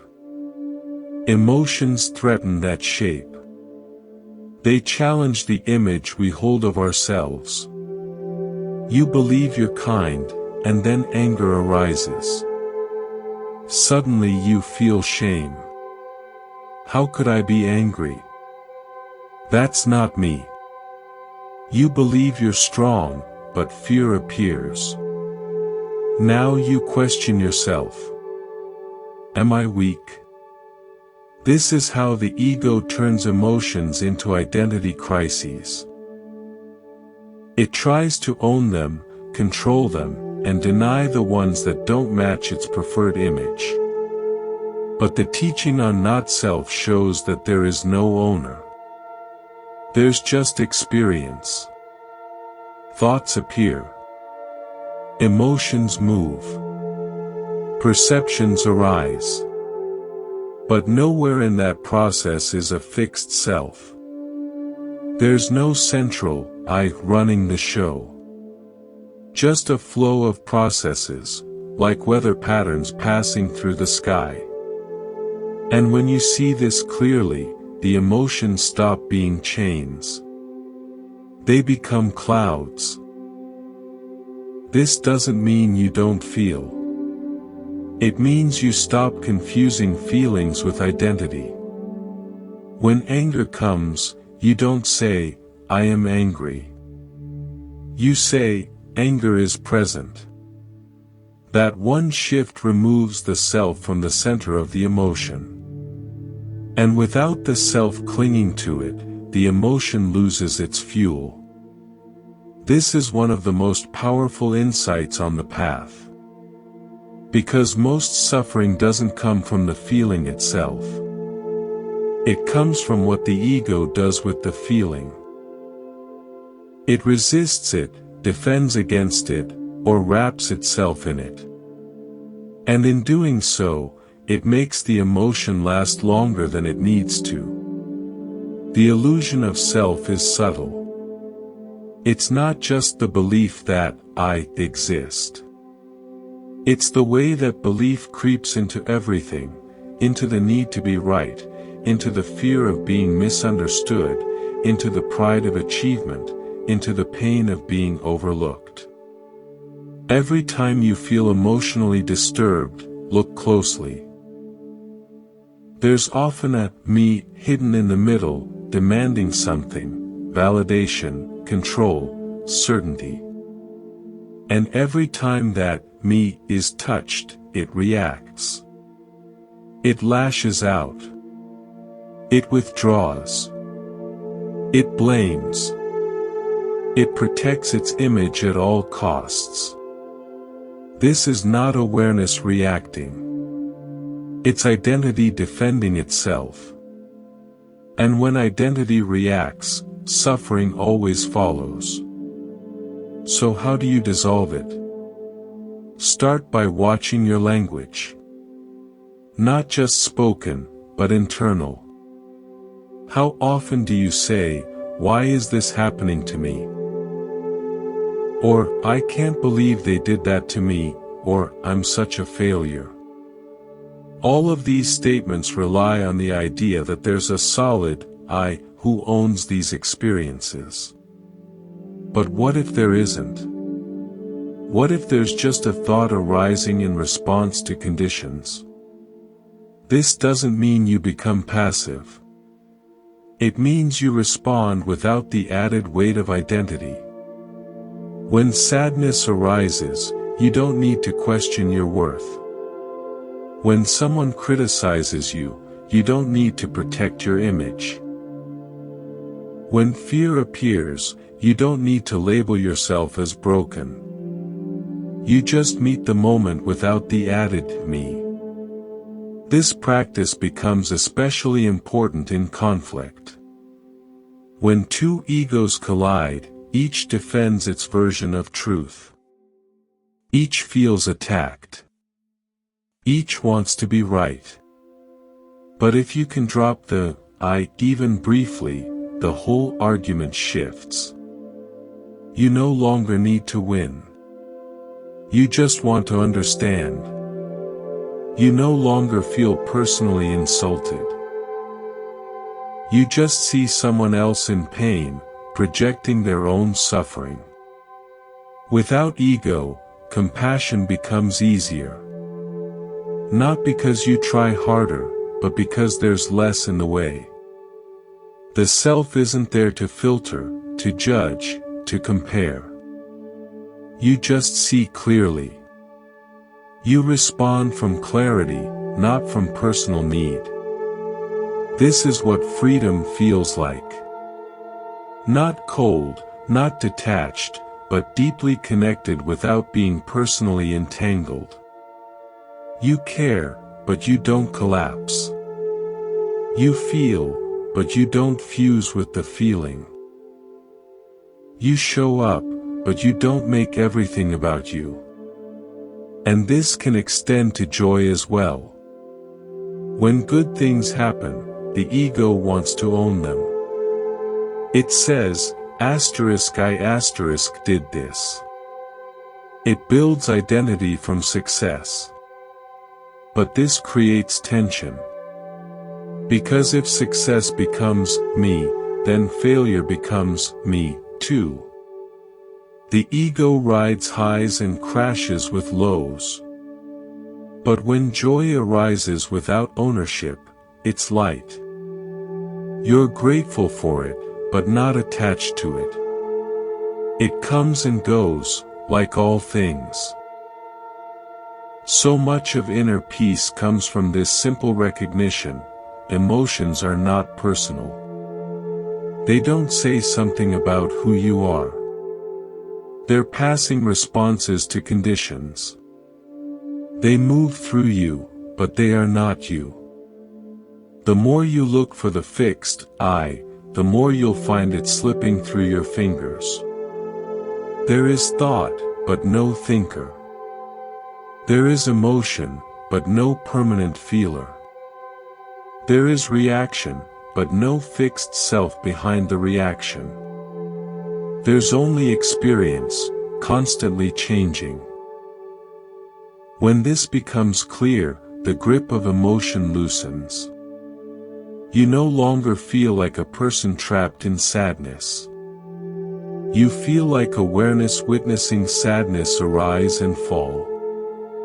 You no longer feel consumed by anger. You feel the movement of heat, the surge of energy, and you let it pass. You stop adding stories. You stop adding identity. You just allow the wave to rise and fade. This is not suppression. This is wisdom. The wisdom that knows experience is just that, experience. Not a self, not a sentence, not a truth you have to carry forever. And yes, it takes time. This is not a trick or a shortcut. It's a practice. A way of living. A way of meeting each moment with curiosity, not clinging, with attention, not identity. The emotional ego is a habit built over years of believing that every feeling is a reflection of who you are. But the truth is simpler: every feeling is a reflection of what has happened. And what has happened is always changing. You are not your mood. You are not your history. You are not your reputation, your trauma, your fear, or your pride. You are the one seeing it all. And that seeing is not a self. It's an opening. An opening into freedom. An opening into peace. When the illusion of a permanent self begins to dissolve, something subtle but powerful emerges: space. Not emptiness in the hollow sense, but spaciousness in your awareness. You're no longer trapped inside every emotion. You're no longer the character in every mental story. You're watching now. There is distance, not detachment. Clarity, not coldness. And from that clarity comes the next deep unfolding on this path: the mirror-like mind. The mirror-like mind is not about controlling emotions. It's about reflecting them without distortion. It sees clearly without judgment, without craving, without resistance. It doesn't argue with what arises. It doesn't cling to pleasure or fight against pain. It simply observes, silently and steadily, like a mirror reflecting whatever appears. This capacity is cultivated through the practice of insight meditation. While many forms of meditation aim to calm or concentrate the mind, insight is different. Its goal is understanding. It's not about escaping your thoughts or numbing your feelings. It's about turning toward them with honest observation, watching without reaction, seeing without labeling. At first, this seems difficult. The mind is used to evaluating everything. It classifies each emotion, good or bad, wanted or unwanted, success or failure. That's how suffering begins. The judgment becomes heavier than the emotion itself. Sadness is not just sadness, it becomes weakness. Anger is not just anger, it becomes shame. Even happiness becomes a trap when you're afraid it will disappear. The mirror-like mind drops all of that. It doesn't say, "This shouldn't be here." It doesn't say, "I need more of this." It simply reflects. And that reflection is powerful because it interrupts the cycle of unconscious reaction. In that stillness, the emotion is allowed to unfold on its own without being fed by thought. This practice begins with mindfulness. You sit, you breathe, and instead of trying to control what happens inside, you become a witness to it. Thoughts appear, you note them.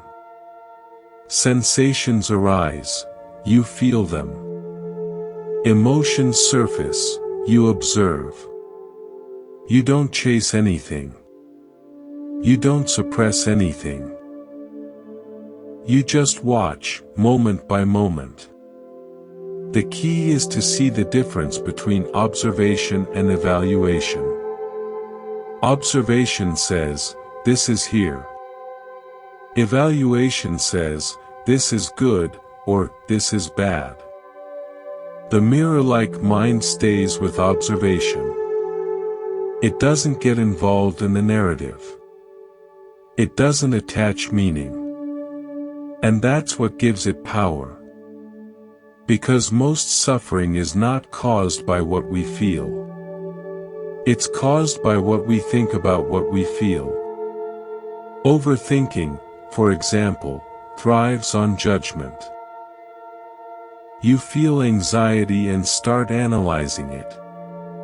Why am I anxious? What's wrong with me?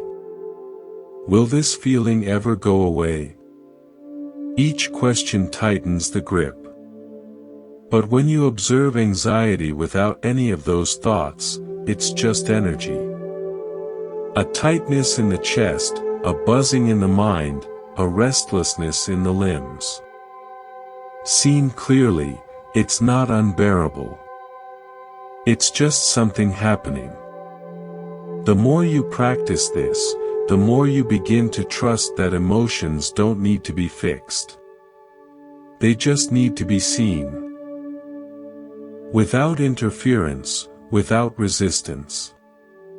Because every emotion, left alone, knows how to leave.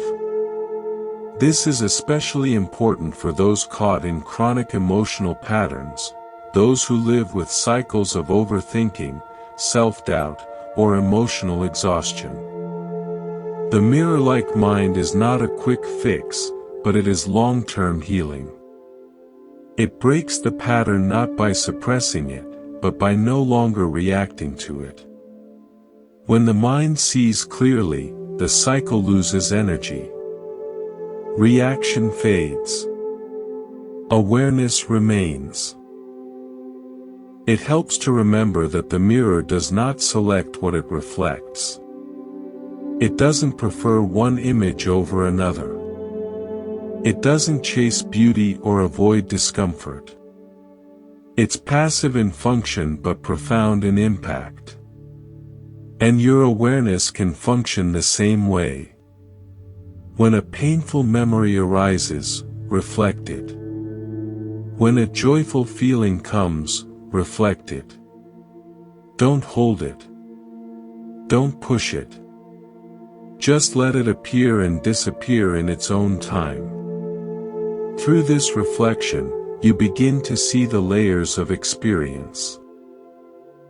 You notice that emotions often arise before thoughts.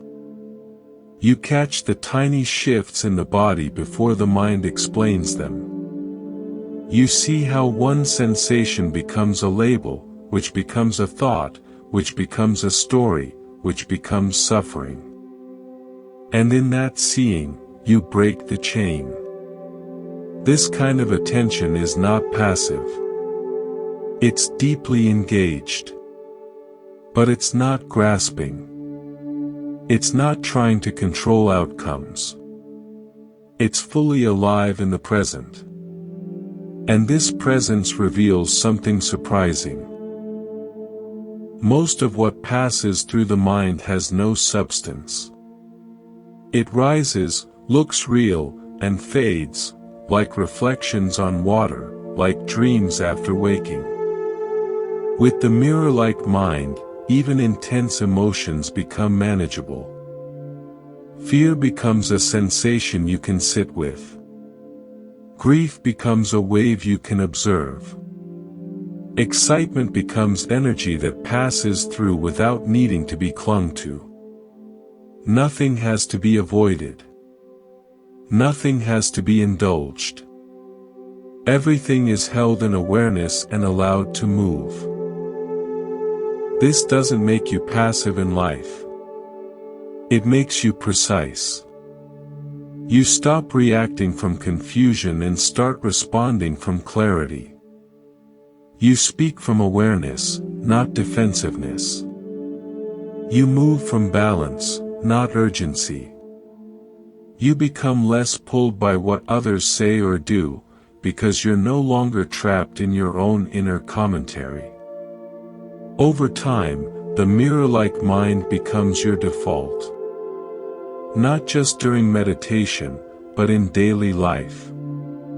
You walk with more attention. You listen with more presence. You feel without losing yourself. The world doesn't stop being chaotic, but your relationship to it changes. You stop expecting the world to be quiet, and instead you become the quiet inside the world. This inner quiet doesn't mean you don't care. It means you don't carry what isn't yours. It means you stop identifying with every emotional wave that moves through you. You hold space for them, but you're not owned by them. Even in conflict, the mirror-like mind brings clarity. Someone speaks with anger, and instead of matching their energy, you observe it. You feel your own reaction rising, but you reflect it rather than acting on it. That moment of awareness creates choice. You don't escalate. You don't shrink. You stay grounded.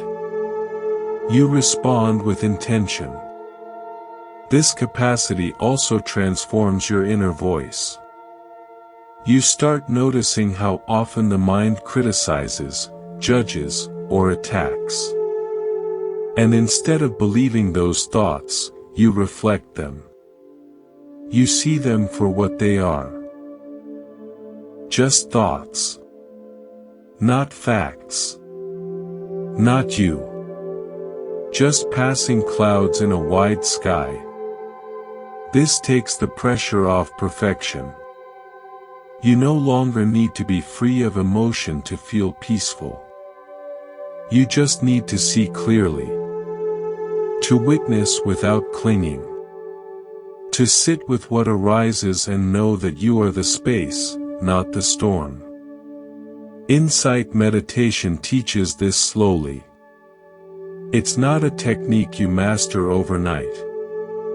It's a relationship you build with your own mind. You sit again and again through discomfort and distraction.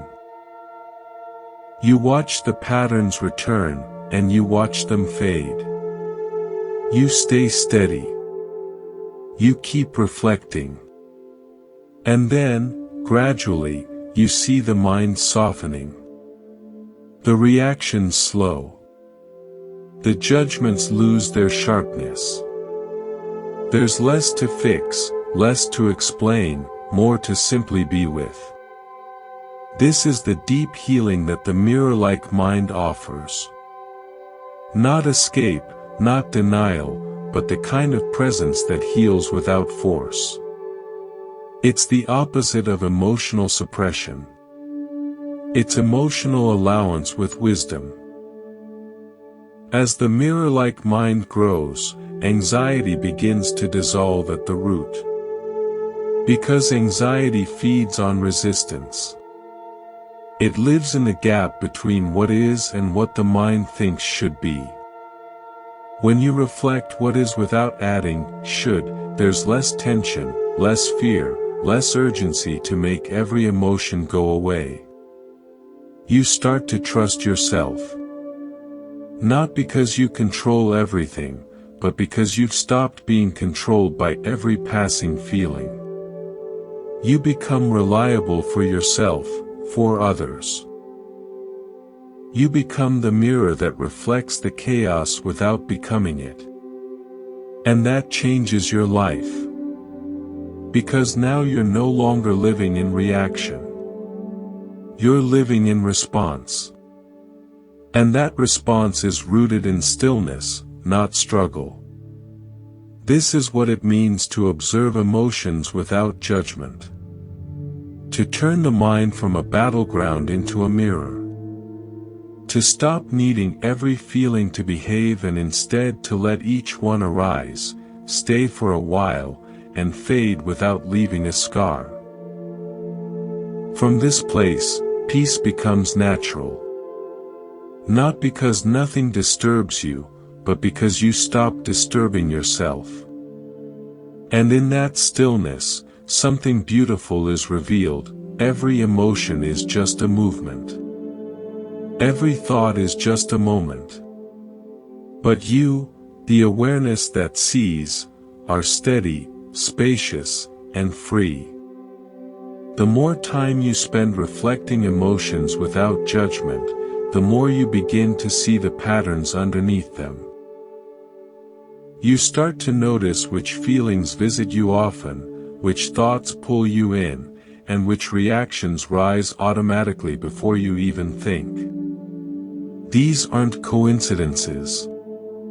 They're not random. They've been built moment by moment, response by response, through something far older than you might expect. These patterns have a name, karma. Karma is not punishment. It's not fate chasing you down for past mistakes. It's much more immediate and much more personal. Karma is the momentum of habit. It's how your choices, reactions, and intentions create grooves in your mind. Those grooves shape the way you respond to the world. And over time, they become so familiar you forget they're not permanent. You think, this is just how I am. But it isn't.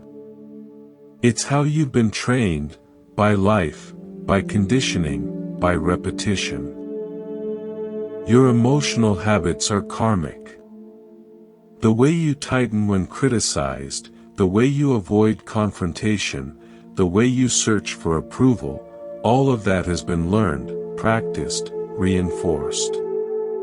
Every time you repeat a response, it gets a little deeper, like water carving stone. Not out of malice, but out of momentum.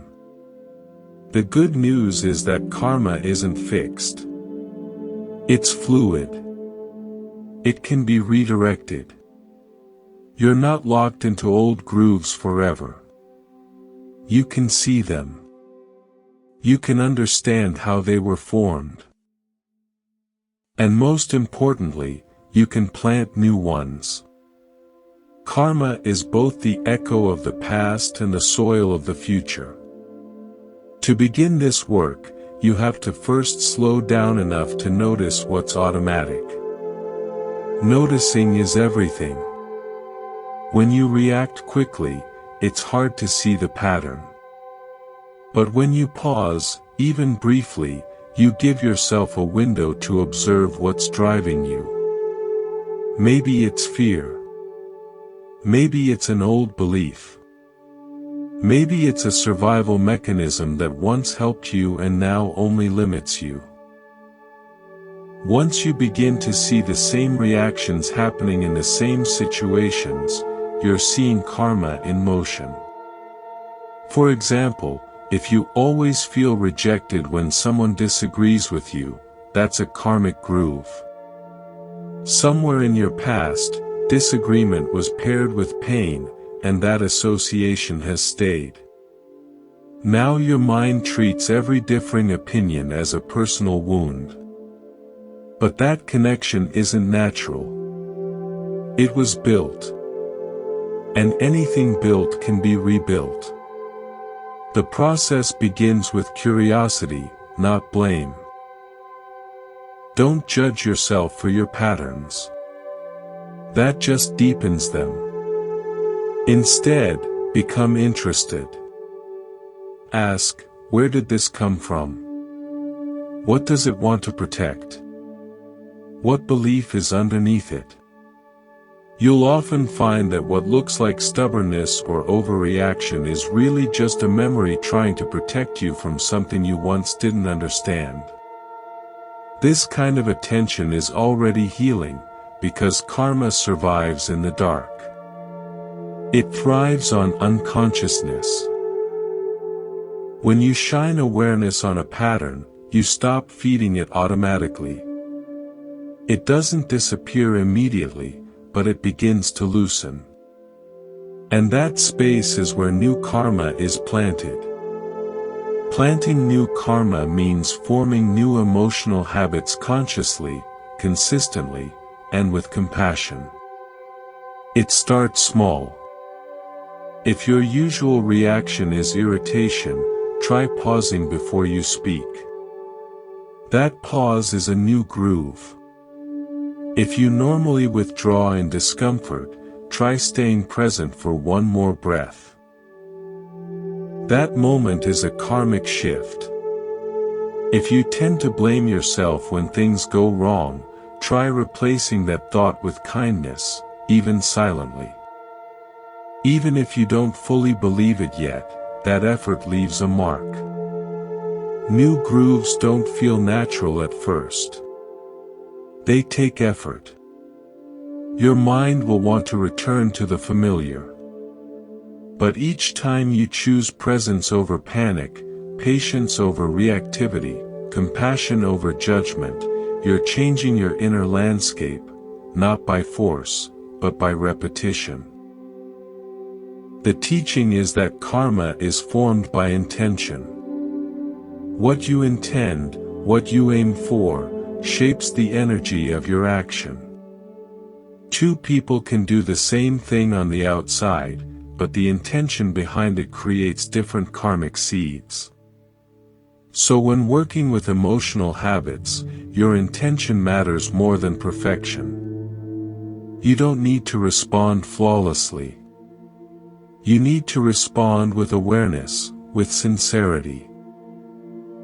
Even if you still feel fear, choosing to meet it with curiosity instead of avoidance plants a new seed.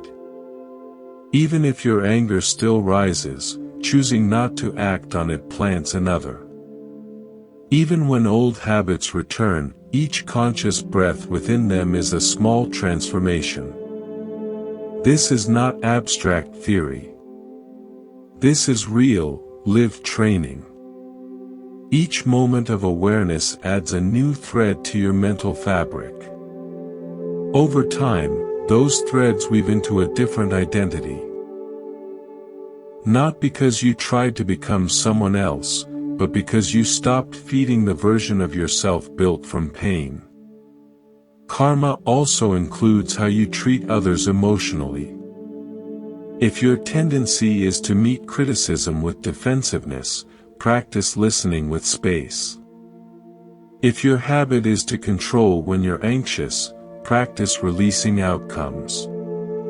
If you often react with silence when hurt, try expressing yourself with clarity. Each new response builds a future where your mind isn't repeating the same suffering.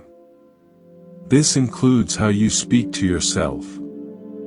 Many emotional grooves come from self-talk.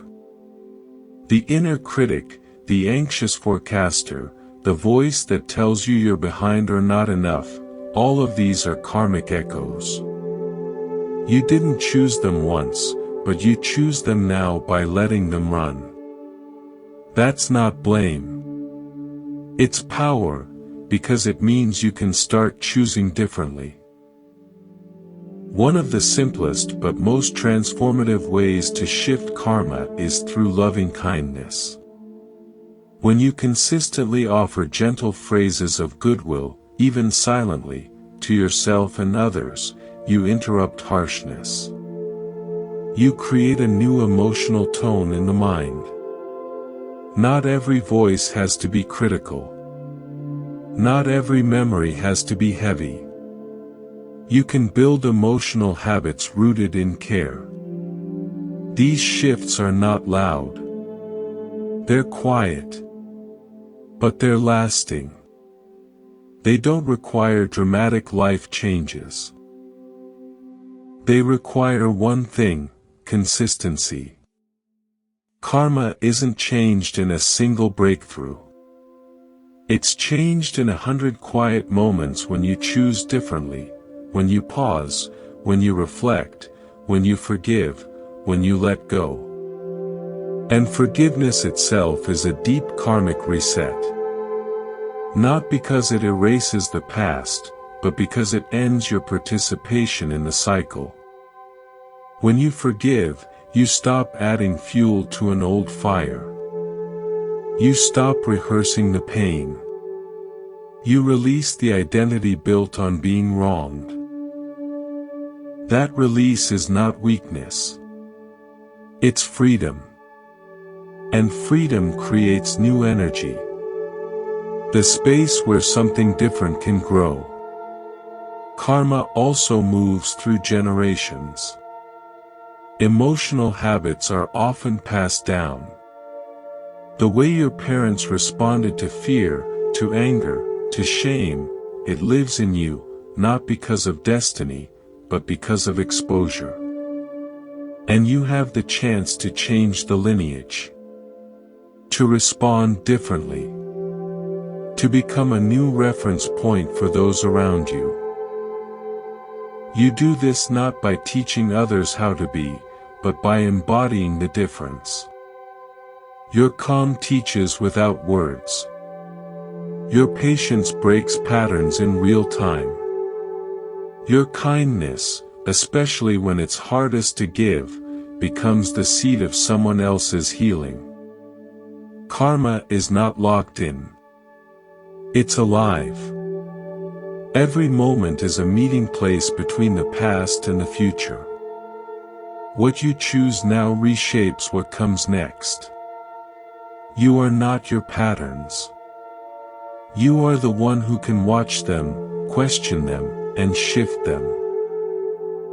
Even the most deeply ingrained emotional reflexes can be softened. Even the oldest pain can be met with something new.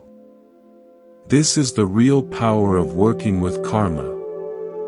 Not in trying to undo the past, but in choosing the present so clearly that the future takes care of itself. When this becomes your way of living, you stop feeling trapped. You stop waiting for your emotions to fix themselves. You begin to see that your reactions are not evidence of failure. They are invitations. To understand, to evolve, to lay down new tracks. And the more you respond with this awareness, the more natural it becomes. One day, you'll face a situation that used to knock you down. And you'll respond with balance. Not because you tried harder, but because you've practiced. Because you've changed what grows in your mind.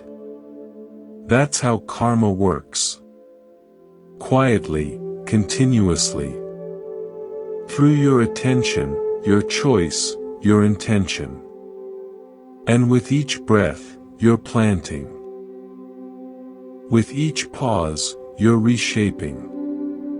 With each act of clarity, you're becoming free.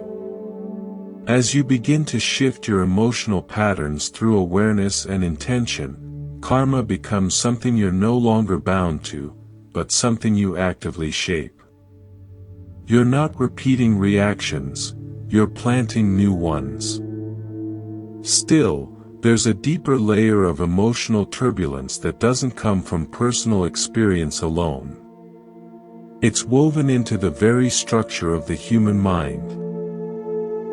Beneath habits, beneath conditioning, there are three forces at work, three poisons that quietly fuel almost every form of emotional chaos: greed, hatred, and delusion. These are not just extreme behaviors. They're energies, subtle movements in the mind, and they don't need to be loud to cause suffering. They're often quiet, disguised, normalized. You may not even notice they're present, but they're behind many of the emotions you struggle with. They distort perception, drive impulsive reactions, and keep you locked in cycles of craving, rejection, and confusion. Greed, or craving, is not just about wanting things. It's the feeling of lack. It's the sense that this moment is not enough. It tells you that happiness is always just one more step away.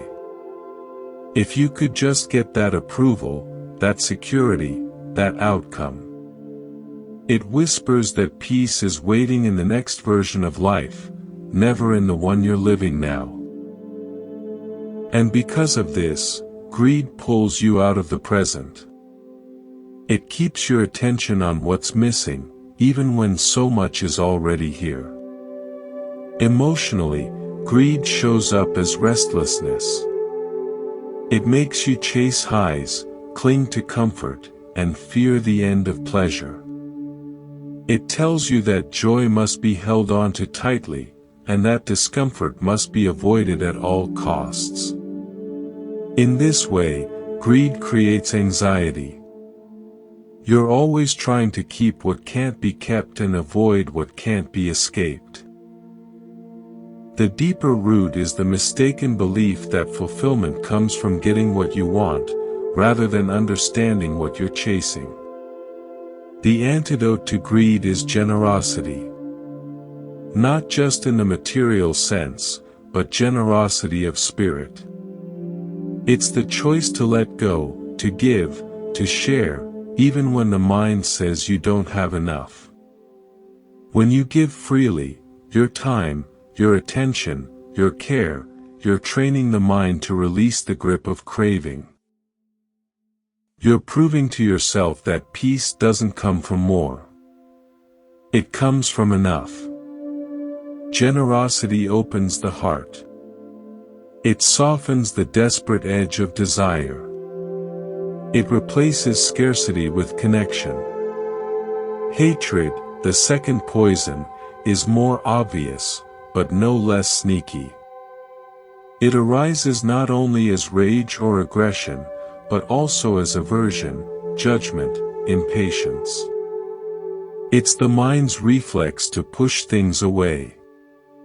When something feels threatening, an emotion, a person, a truth, hatred says, "This must go."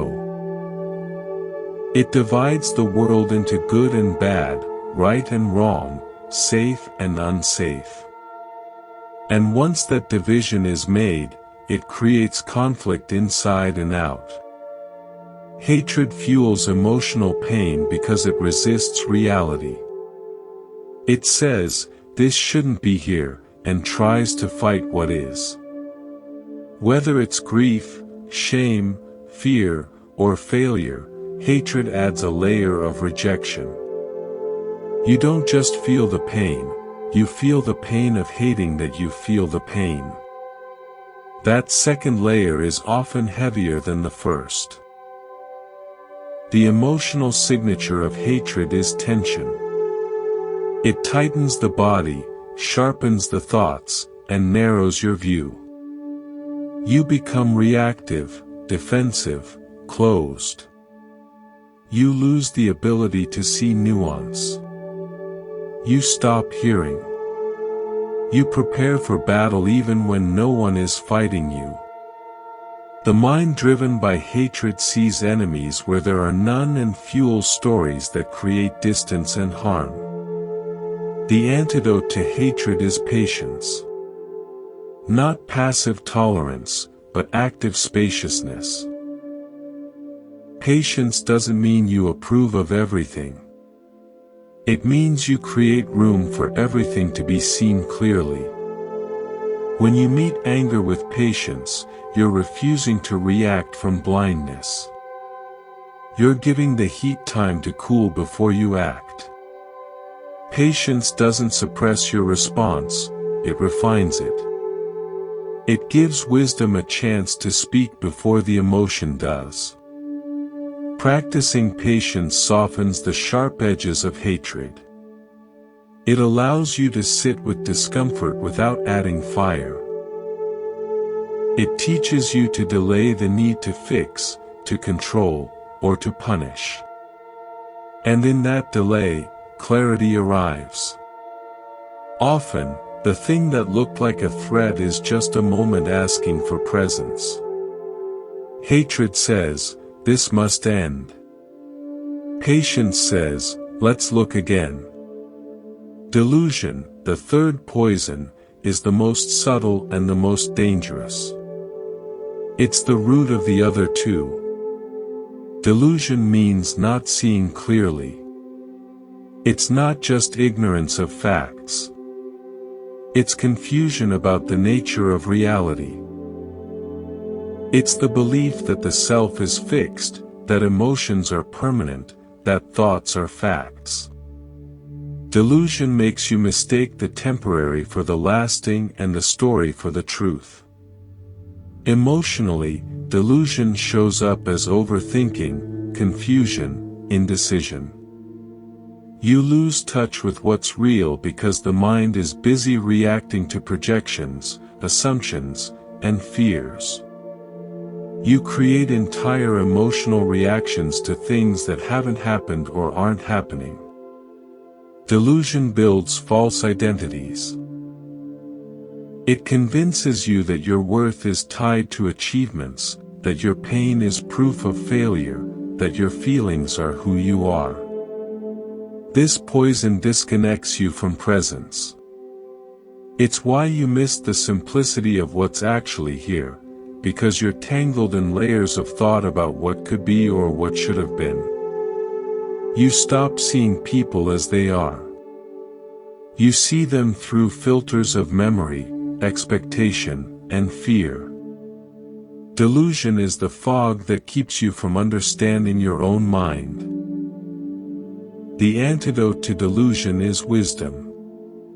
Not intellectual knowledge, but direct seeing. Wisdom grows when you observe without distortion. When you recognize patterns. When you question your assumptions. It's what happens when awareness is applied consistently, gently, and honestly. It's cultivated through meditation, through reflection, through compassionate inquiry. Wisdom doesn't come from answers. It comes from clarity. It shows you what is instead of what you fear or want. It helps you notice. This feeling is here, but it's not forever. This thought is loud, but it's not true. This person is struggling, not attacking. Wisdom reveals the structure of experience, the cause and effect of emotional habits. And when you see clearly, your actions begin to change naturally.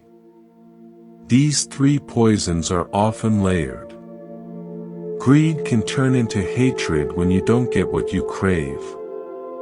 Hatred can deepen delusion when it blinds you to reality. Delusion fuels both by making you think you are your desires and fears. But the good news is that when you work with one, you often weaken the others. Generosity creates openness, which reduces hatred. Patience brings clarity, which reduces delusion. Wisdom cuts through all three. And none of these antidotes are reserved for saints or monks. They're everyday practices. Generosity might mean offering a kind word when you want to withdraw. Patience might mean breathing before you respond. Wisdom might mean questioning a thought instead of believing it immediately. These are small shifts, but they change everything. You begin to live with less urgency, less emotional pulling and pushing, less collapsing into old patterns, because you're no longer acting from poison. You're acting from presence. And this presence is not passive. It's powerful. It gives you freedom from compulsive reactions. It gives you space to choose your response. It allows you to show up with depth instead of defensiveness. These are not abstract ideals. They are practical tools. When you feel restlessness rise, respond with giving. When you feel irritation flare, respond with stillness. When confusion clouds your thoughts, respond with curiosity. Over time, the poisons lose their grip. They may still arise, but you don't follow them. You recognize them for what they are, habits of the mind, not truths of the self. You don't need to fight them. You just need to stop feeding them. And that's what transformation looks like. Not perfection. Not a mind free of emotion. But a life guided by clarity rather than craving, by care rather than control, by awareness rather than assumption. This is what it means to purify your emotional life.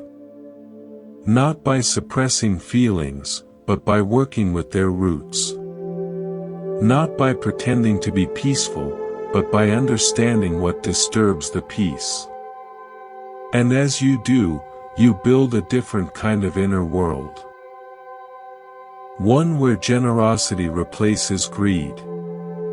Where patience quiets hatred. Where wisdom dissolves delusion. Not because life becomes easier, but because your mind becomes lighter. That's the freedom the path points to. Not in changing what comes, but in changing how you meet it, with presence, with compassion, with the clear strength of a mind no longer ruled by poisons. Once you begin to recognize the three poisons as the roots of your emotional suffering, something unexpected happens. You stop trying to manipulate your feelings and start observing their causes. You stop seeing your reactions as personal flaws and start understanding them as conditioned responses. With generosity, patience, and wisdom, the mind becomes less chaotic. But even as clarity grows, there's one attachment that quietly lingers beneath the surface of all others, the attachment to permanence. This illusion holds everything else in place. And nothing shatters that illusion more directly than meditating on death. This is not a practice of morbidity. It's not about fear, darkness, or obsession with endings. It's about honesty. It's about waking up from the trance that convinces you there's always more time, that you'll always have tomorrow to change, to forgive, to let go. The practice of death contemplation pulls that illusion away gently but firmly, not to depress you, but to free you from the mental grip of delay and denial. When you live as if life will continue forever, your emotions often feel heavier. Moods seem like solid truths. Worries seem worth clinging to. Grudges seem justified. There's a false sense of abundance in time that makes you treat your inner life carelessly. But when you bring death close, not as a threat, but as a teacher, everything sharpens. Awareness deepens. You stop wasting energy on what doesn't matter, and you start noticing what does. Contemplating death changes the texture of experience. The same thoughts arise, but they don't hook you in the same way. You might still feel irritation, but now you know it won't last, and neither will you. That awareness softens the edges. You don't have to indulge the emotion because you understand its size compared to the truth of impermanence. This isn't about becoming detached or indifferent. It's about becoming fully present. When you know something is temporary, you give it your full attention. You treat the moment with care. You speak more kindly. You listen more deeply. You let go more easily. That's what death contemplation does. It grounds you in reality, not to scare you, but to bring your values forward. When you sit with the contemplation of death, you're not thinking about how or when you'll die. You're reflecting on the certainty of it. And that certainty strips away the stories you tell yourself about what matters. It reveals how much emotional energy is spent defending identities, controlling outcomes, fearing judgment, all of which dissolve in the face of impermanence. This isn't abstract philosophy. It's practical awareness. When you remember that your own life will end, it becomes easier to let go of the anger you've been carrying. When you remember that others will die, too, your impatience begins to fade. The person who annoyed you this morning could be gone tomorrow. The opportunity you're avoiding might never come again. Contemplating death forces you to live, not with fear, but with clarity. And this clarity simplifies emotion. You start asking better questions. Is this worth my energy? Is this reaction helping anyone? Is this thought aligned with what truly matters to me? These aren't questions of morality. They're questions of freedom. When you live with death in your awareness, you start to choose more wisely, not out of pressure, but out of perspective. One of the most beautiful outcomes of death contemplation is the ability to feel deeply without clinging, because you know nothing lasts. You allow feelings to move through you. You don't need them to stay. You don't need to define yourself by them. Joy is welcomed but not gripped. Sadness is honored but not resisted. There's space for everything, because nothing is permanent. That space is emotional clarity. This practice also shifts how you deal with fear. Most fear is rooted in the unknown. But death, the ultimate unknown, becomes less terrifying when you face it directly. The more you reflect on your own mortality, the more you realize that you're not avoiding death, you're avoiding the feeling of uncertainty. And once you're willing to be present with that, fear begins to lose its control. You also begin to see how many decisions are made to protect the ego from change. But death reveals that change is inevitable. It removes the illusion that you can freeze your life in place. That understanding liberates you from the pressure to make everything secure. Instead, you learn to ride the wave of change with grace. Contemplating death also builds compassion. When you accept your own impermanence, you understand everyone else's more deeply. You stop seeing people as obstacles or tools. You see them as fellow travelers, fragile, temporary, like you. This softens the tendency to judge or dismiss. It opens the heart to connection, even in conflict. This doesn't mean you become sentimental or overly emotional. It means you stop pretending that time is unlimited. That shift brings urgency to love, to presence, to forgiveness. You don't put off what matters. You don't waste time defending your pride.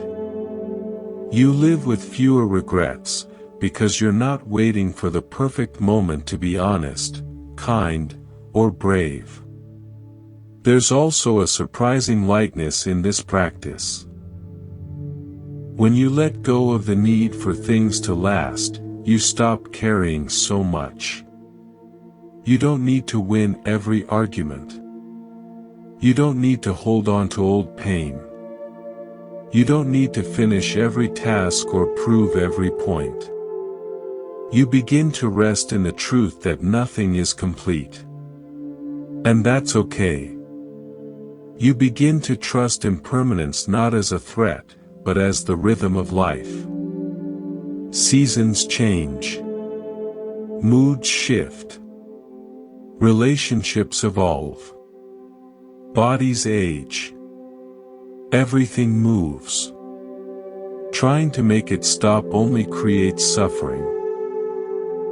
Accepting the flow creates peace.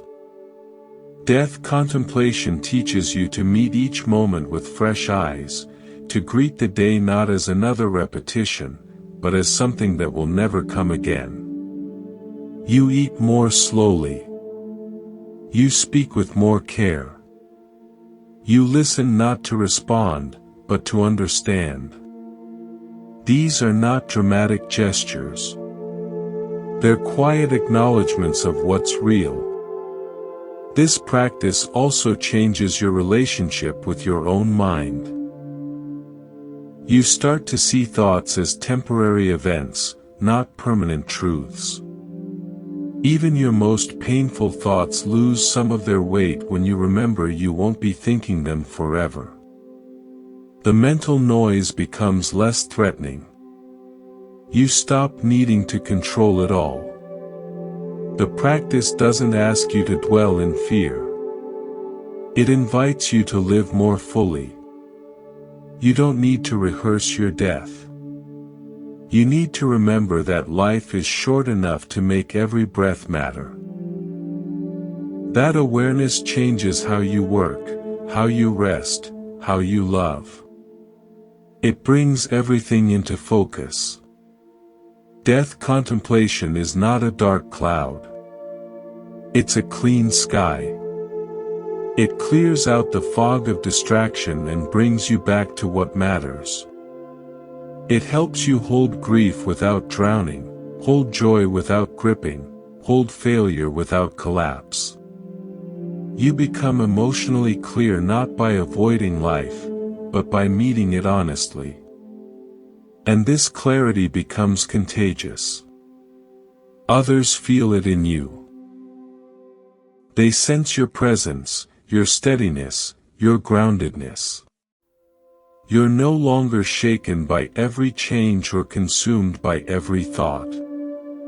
You bring perspective to chaos, softness to tension, humility to success.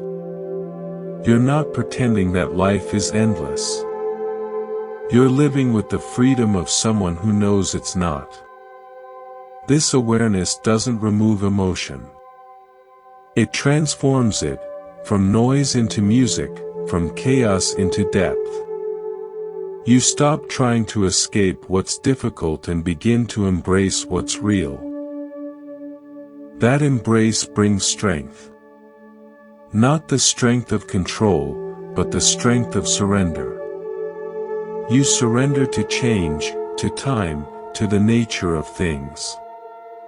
And in that surrender, you find emotional freedom. Not because you've detached, but because you've awakened. And this awakening is not distant. It's not for another life. It's here, in this breath, in this moment, in this precious awareness of how short and beautiful this life really is. That's the strange gift of meditating on death. Not more fear, more life. Not more sorrow, more clarity. Not an ending, a beginning. When death is accepted as part of life, not as a shadow, but as a truth, something softens inside. The grip loosens. The pressure fades. You begin to move through the world with more presence and less need to control outcomes. You start listening more, rushing less. And in that slow, honest space, one of the most overlooked forms of healing begins to reveal itself. Not through more thinking or more speaking, but through silence. This is not the silence of discomfort or awkwardness. It's not what happens when we run out of things to say. It's not an emptiness to be filled. Noble silence, as understood in this practice, is not the absence of noise. It is the presence of awareness. It is the stillness where emotions are no longer forced into shape, but allowed to unfold, release, and settle on their own. In daily life, emotions are constantly being pushed and pulled by words. We try to explain them, defend them, escape them, or wrap them in stories so we don't have to feel them directly. But in noble silence, there is no storytelling, no performance, no attempt to be understood or agreed with. And in that wordless space, the mind and heart begin to return to their natural state. This return is not immediate. At first, silence can feel unsettling. The noise in your head becomes louder without the distraction of speech. You hear thoughts that have been hiding under your busyness. You notice discomfort you were keeping at a distance with conversation. But this is exactly why silence is healing. It reveals what's actually there. Most emotional exhaustion comes not just from what we feel, but from how we constantly manage, narrate, and resist those feelings. Talking can be a beautiful connection, but it can also become a form of avoidance. Noble silence removes the layer of noise that normally covers the emotional body. And when that covering drops, feelings can breathe. The silence becomes a mirror. Not a mirror that judges or distorts, but one that simply reflects. You start seeing your habits of reaction, the urgency to fill space, the need to be seen or to explain yourself. In this seeing, there is space to relax. Not every feeling needs a response. Not every mood needs to be labeled. Some emotions dissolve simply because you've stopped interrupting their natural course. In noble silence, emotions aren't denied. They are allowed. Allowed without being manipulated. Allowed without being dramatized. This is where true digestion happens. Not mental digestion, where we analyze or fix things, but emotional digestion, where feelings are processed naturally by awareness alone. Just as the body knows how to heal a wound without instruction, the heart knows how to integrate emotion when given space. But we rarely offer that space. We rush. We speak. We fill. Silence offers a pause from that habit. It gives your inner life time to catch up with you. This doesn't mean you retreat from the world forever. Noble silence isn't escapism. It's preparation. It's where you regain balance before you re-enter interaction. It's how you learn to respond instead of react. Because when you become familiar with stillness, you no longer fear your feelings. You trust your capacity to hold them without needing to fix or explain them. This trust becomes your anchor. In silence, you start to witness how much energy you've been spending trying to make others understand you. You see how often you speak to flee emotional discomfort rather than to share truth. You notice the subtle pressure to say the right thing, to be heard, to get approval. And when that pressure fades, a deeper kind of presence takes its place, presence without performance, listening without planning, feeling without judgment. Silence trains the nervous system to stop chasing resolution.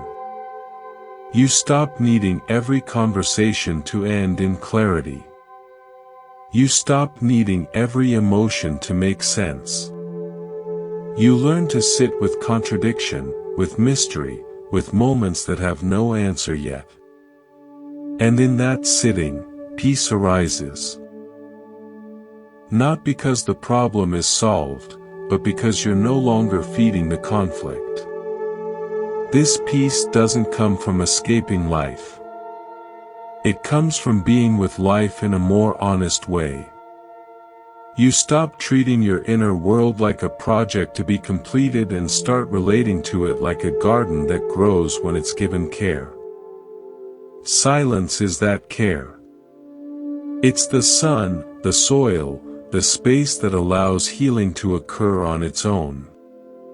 In this quiet, even your relationship to speech changes. You start speaking less from impulse and more from clarity.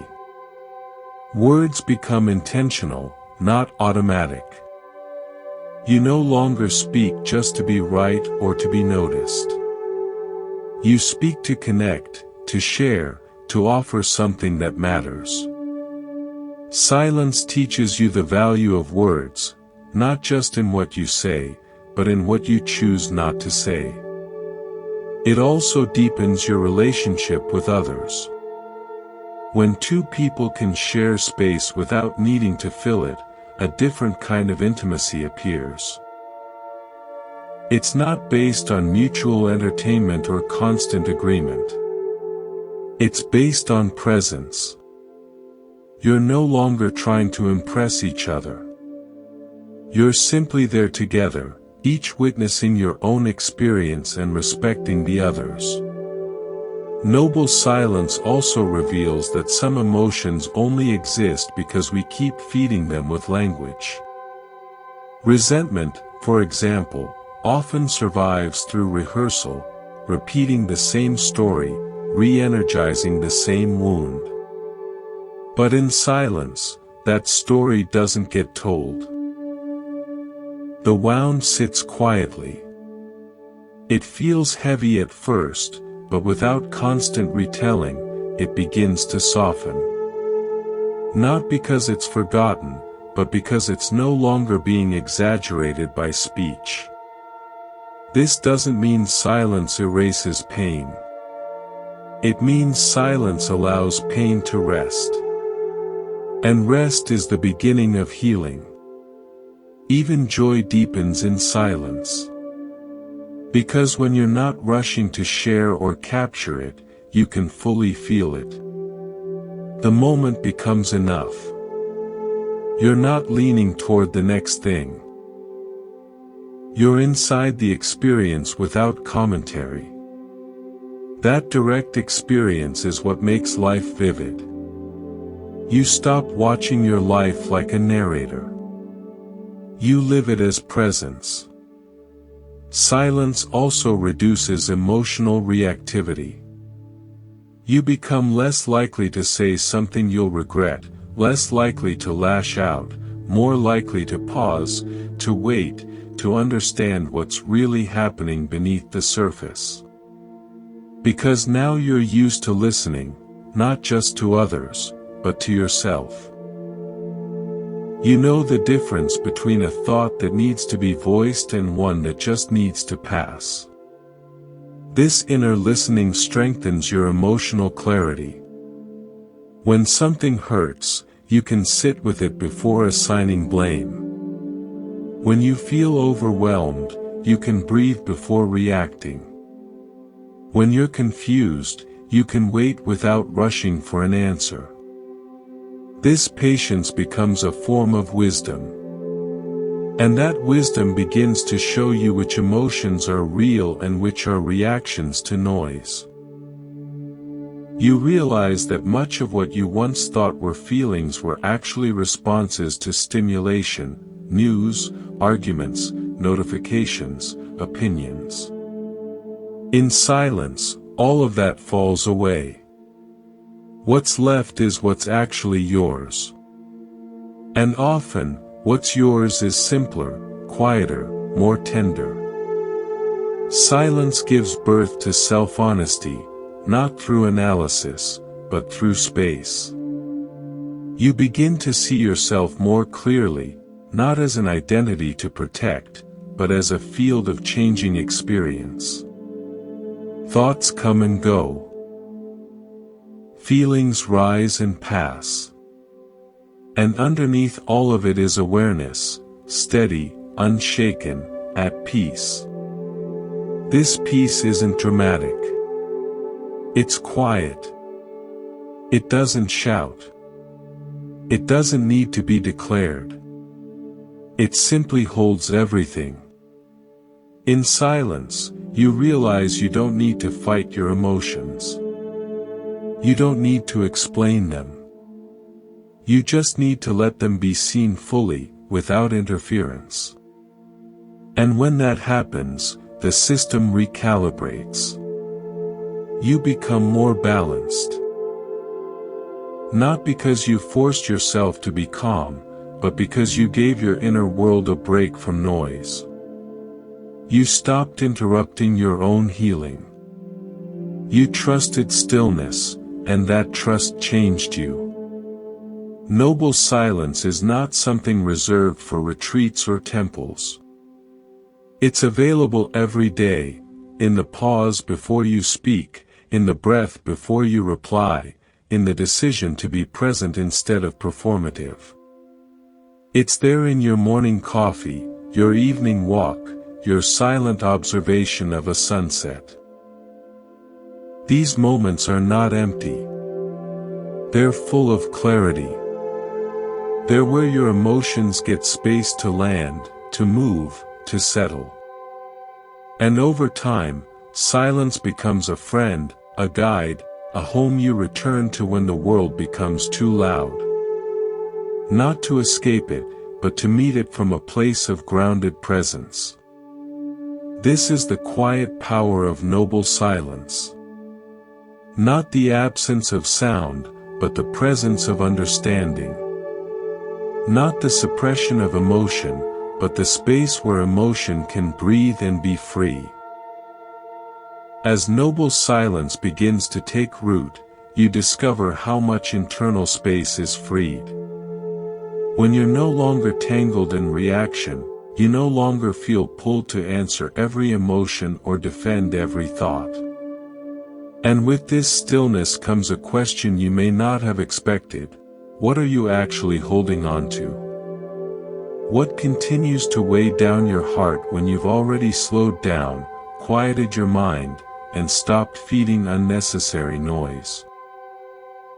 Often, what remains is the subtle, ongoing pressure of choice. Not freedom of choice, but the heavy, anxious attachment to outcomes. And that's where the practice of renunciation begins. Renunciation isn't about having less. It's not about poverty or moral superiority. In this path, renunciation is about lightness. It's about no longer being emotionally tangled in 1,000 possibilities, in imagined futures, in the burden of keeping every door open. It's choosing peace over possession, simplicity over excess, clarity over constant evaluation. The modern world equates freedom with more options. But emotionally, the more options you cling to, the more scattered your energy becomes. Every decision becomes a mental battlefield. What if I choose the wrong job? What if the relationship doesn't work out? What if I miss something better? The fear of choosing wrong becomes more painful than any real mistake. And even after making a decision, the mind stays restless, wondering what might have happened if you had chosen differently. This is decisional anxiety. And it doesn't come from choices themselves. It comes from attachment to what those choices mean about you. You don't just want to make a decision. You want to guarantee a result. You want control. You want certainty. And when that certainty is impossible, the emotional weight grows heavier. Renunciation offers relief. Not by taking away your power to choose, but by removing your need to cling. It shifts your relationship to outcomes. You can still act, still decide, still move forward, but without tying your peace to a specific result. You choose from clarity, not craving. You act from purpose, not panic. This practice starts with seeing where your tension lies. Which choices feel heavy? Which outcomes feel non-negotiable? Where do you feel stuck between options, not because you don't know what you want, but because you're afraid to lose? That fear of missing out, of failing, of regretting, is often what creates emotional exhaustion. You carry every future in your mind, every path you didn't take, and you wonder endlessly if you chose well. Renunciation dissolves that tension by showing you that peace isn't found in choosing perfectly. It's found in letting go of the fantasy that one choice will complete you. No option can give you lasting happiness. No outcome can save you from change. What you let go of is not joy or progress. It's the illusion that fulfillment lies in controlling the path ahead. You begin to see that some decisions don't need more thinking. They need release. Not everything deserves equal space in your mind. Not every door needs to stay open. You simplify, not by becoming careless, but by becoming intentional. You release the need to do everything, to be everything, to have everything figured out. And in that release, emotional clarity arrives. This shift is especially important when dealing with goals and ambition. Desire by itself is not the problem. But when it turns into fixation, the mind becomes rigid. You stop enjoying the process because your happiness is tied to achievement. You feel pressure in every step because you fear what will happen if you don't get what you want. Renunciation unhooks your identity from the outcome. You can still aim, still strive, still improve, but your self-worth is no longer on the line. You don't collapse when things go differently than planned. You don't confuse setbacks with failure, because you're no longer living in a world of emotional contracts where every result determines your value. This doesn't mean you give up on progress.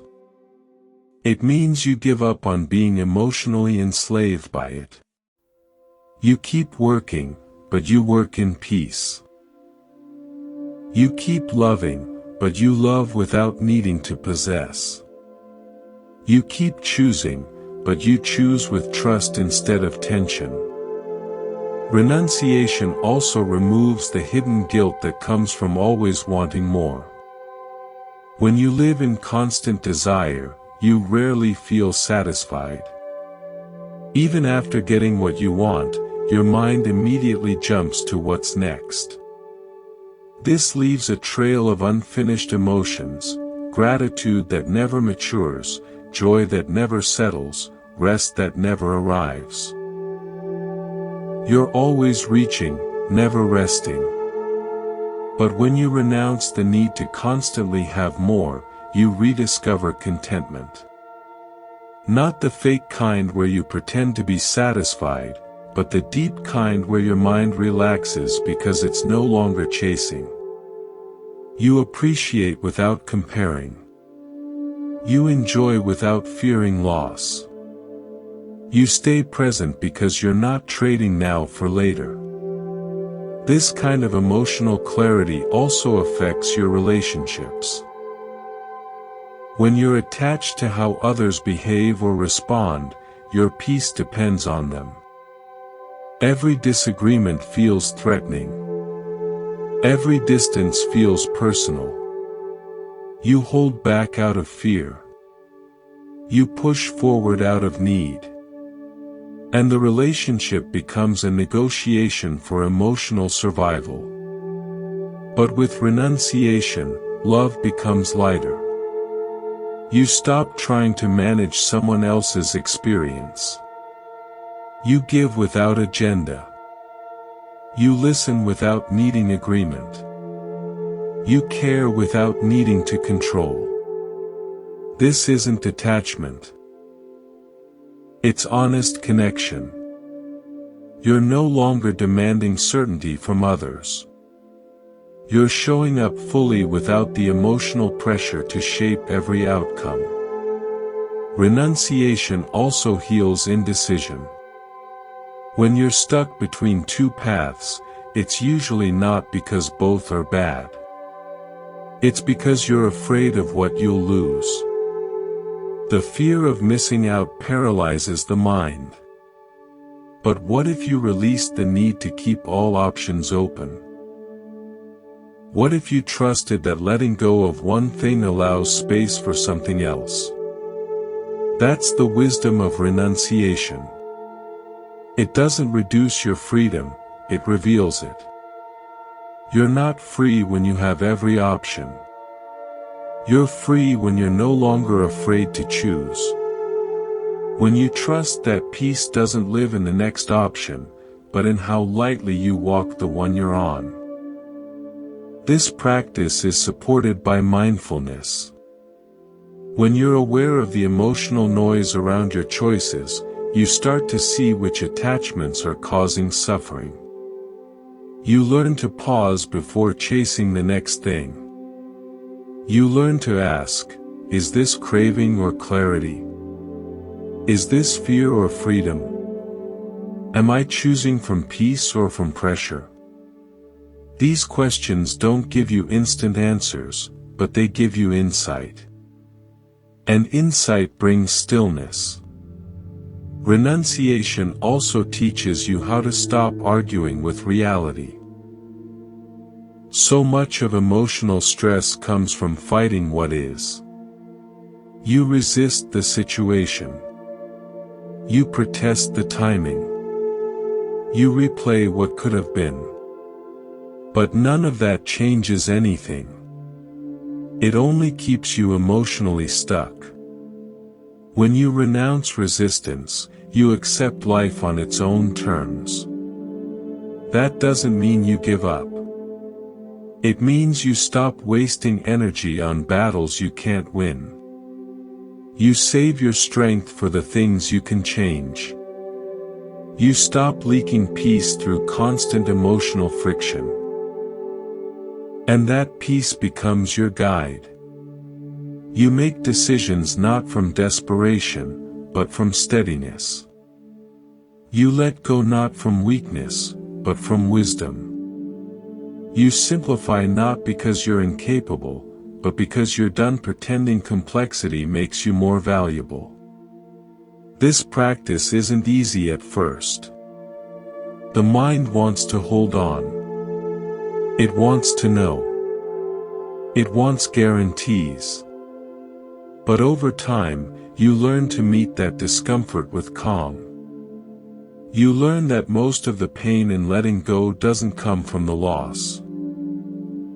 It comes from the fear around it. And when you move through that fear, you find freedom. You no longer carry the emotional weight of needing everything to be perfect. You stop rehearsing outcomes. You stop replaying decisions. You give yourself permission to move forward without emotional residue. That is renunciation. Not the giving up of life, but the giving up of inner conflict. And in that giving up, life becomes lighter. Not because everything goes your way, but because you no longer demand that it must. You've stopped tying your emotional peace to outcomes you can't control. And in doing so, you've reclaimed your freedom. This is the emotional lightness that renunciation offers. Not emptiness, but clarity. Not passivity, but grounded choice. Not loss, but liberation from the invisible burdens you didn't realize you were carrying. You don't become less human through this practice. You become more alive. Because now every step forward is clean. Every decision is honest. And every moment is free from the emotional weight of needing to be something other than it is. When the emotional burden of needing to choose, fix, and control begins to fall away, something unexpected rises in its place: vulnerability. It's what you start to feel when there's no longer anything between you and your pain.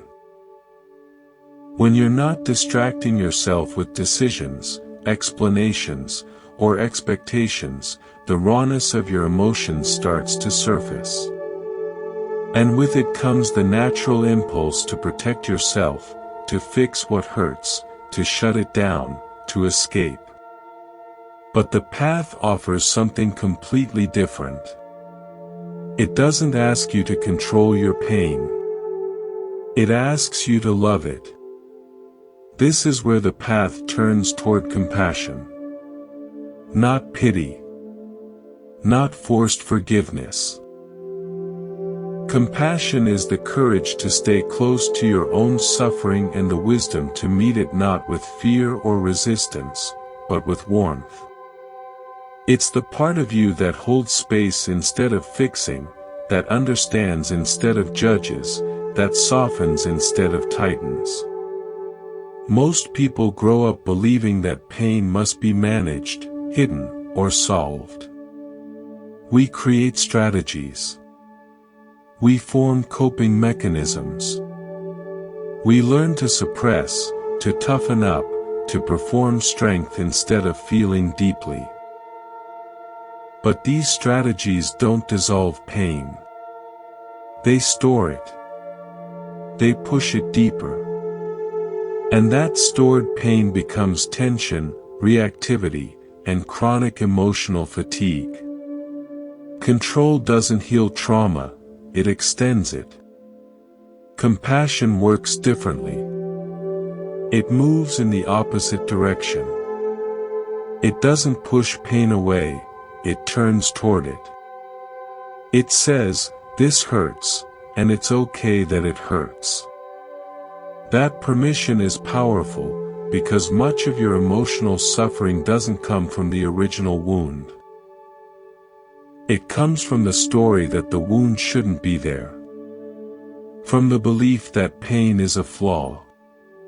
From the pressure to act fine when you're not. When you respond to pain with compassion, the inner war stops. You stop resisting what already is. You stop layering guilt on top of grief, shame on top of fear, judgment on top of sadness. You meet the pain where it lives, in your body, in your breath, in your thoughts, and you offer it space instead of force. This shift may feel subtle at first, but it has profound effects. The moment you stop fighting your pain, you begin to relax around it. You're not collapsing into it. You're not identifying with it. You're simply allowing it to exist without being rejected. And in that space, healing begins. Emotional trauma often stays alive not because the wound is too deep, but because we keep tightening around it. Every time the memory surfaces and we tense up, we reinforce the message that the feeling is dangerous. That reaction feeds the trauma, even if we're trying to protect ourselves. But compassion brings the opposite message. It tells the nervous system, "You're safe now. You don't have to run. You can rest." That message changes everything. Because what unprocessed trauma needs most isn't control. It's safety. And compassion is how safety is communicated from within.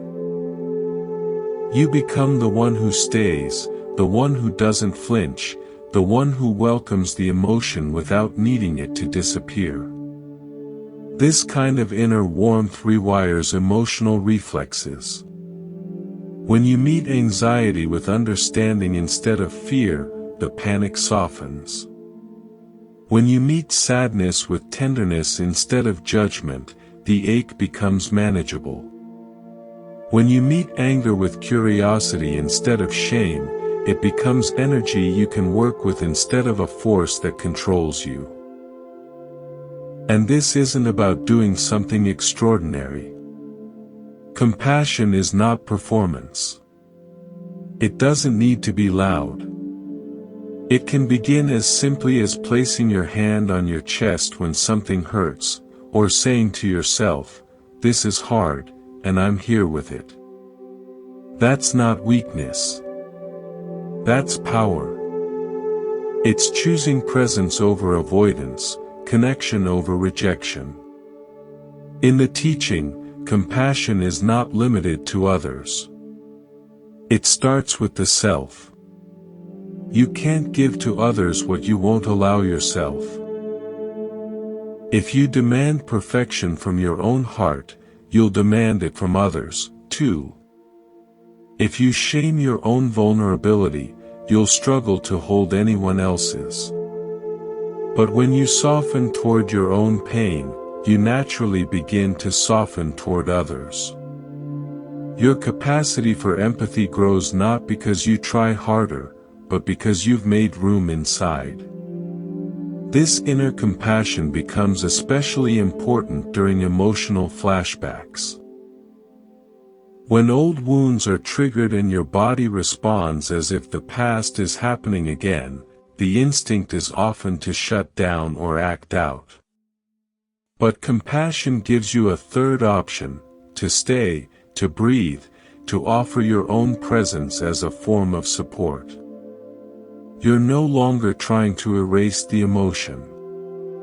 You're offering it a place to be seen and held. This transforms your relationship with discomfort. Instead of seeing it as a problem, you begin to see it as a call for attention. Emotions stop being enemies. They become signals, indicators that something inside is asking to be met, not fixed. You stop being afraid of feeling deeply, because you've learned how to hold what arises without losing yourself in it. That's one of the biggest shifts compassion brings. You stop identifying with pain. You're no longer the anxiety, the sadness, the anger. You're the one witnessing it, the one holding it with care. That witnessing changes your entire internal dialogue. You start saying, "This is part of me, but it's not all of me. This hurts, but it's not who I am." That separation between emotion and identity is where healing begins. And the more you practice compassion, the more resilient you become. Not because you're avoiding breakdowns, but because you know how to meet them when they come. You trust your capacity to move through difficulty without abandoning yourself. That trust builds emotional stability. You don't need to control everything, because you know you can meet whatever comes with presence. This practice also dissolves shame. So much of our pain becomes toxic when we believe it makes us bad. But when you bring compassion to those parts of yourself you've hidden, the fear, the neediness, the grief, they begin to relax, because they're no longer being attacked. They're being accepted. And acceptance is not approval. It's acknowledgement. It's the foundation for change. Compassion also allows you to forgive, not just others, but yourself, for the ways you've reacted in pain, for the mistakes you've made trying to protect yourself, for the times you didn't know how to respond. Forgiveness in this form is not forgetting. It's releasing. You stop using the past as a weapon against your own heart. You begin again, softly, with kindness. This approach reshapes how you speak to yourself. Your inner dialogue becomes less punishing, more honest. You stop demanding that you always be okay. You stop treating struggle as failure. Instead, you meet yourself like you would a friend. You say, "Of course this hurts. You've been carrying so much. It's okay to rest now." And from this softness, strength is born. Real strength. The kind that can sit with grief without running. The kind that can hold anger without exploding.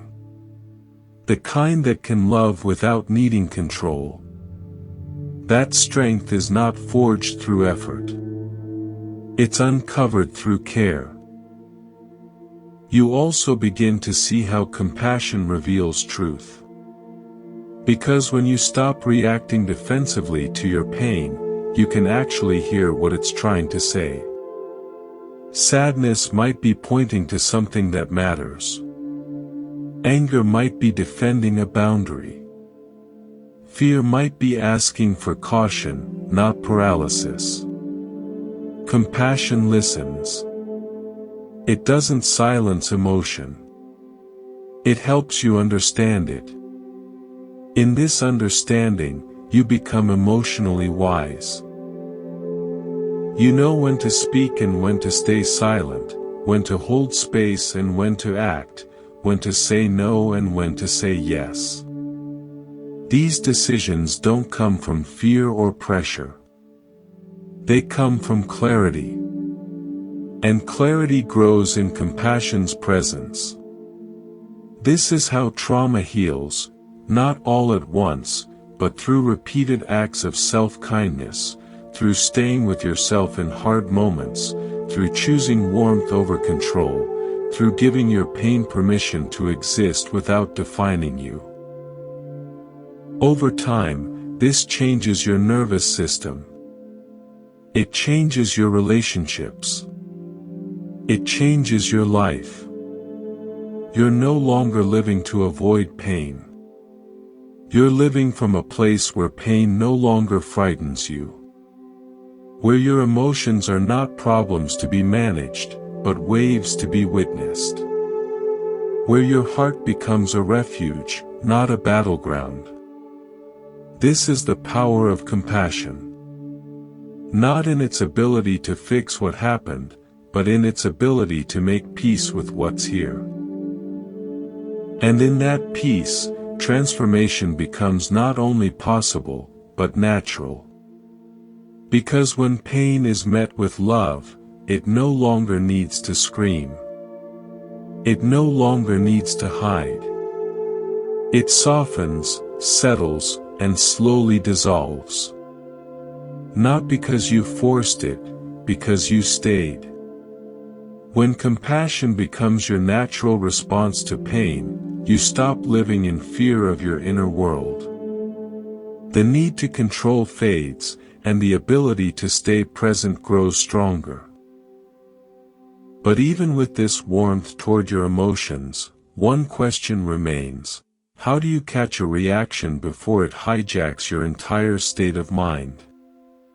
How do you meet your experience before it becomes a storm? The answer lies in something subtle yet powerful: mindfulness of feelings. This teaching comes directly from one of the foundational texts in the practice. It speaks of the feeling tone that arises with every experience. Before thought, before emotion, before identity, there is sensation. And that sensation carries a tone: pleasant, unpleasant, neutral. These tones are the first spark in the chain of reaction. And learning to observe them with mindfulness is what allows you to intervene before the flame becomes a fire. Mindfulness of feelings is not about emotions in the way we usually talk about them. It's not about sadness, joy, or anger as full stories. It's about the raw, immediate texture of experience as it contacts the mind. That first flash of discomfort when someone speaks sharply. That tiny pulse of pleasure when you're praised. That subtle boredom in a quiet moment. These are not yet stories. They are the pre-verbal signals that shape what comes next. Most of the time, these tones pass unnoticed. The moment you feel an unpleasant sensation, the mind jumps in with a narrative: they disrespected me. This always happens. I can't believe this again. But the story doesn't come first. What comes first is the spark, the feeling tone. And when mindfulness is developed at that level, you can meet the spark before it becomes flame. This is the missing link between awareness and reaction. Without mindfulness of feeling, you're always one step too late. The emotion has already taken shape. The thoughts have already formed. The identification has already occurred. But when you can see the feeling tone clearly, you create space. And in that space, you find freedom. This freedom is not theoretical. It's practical.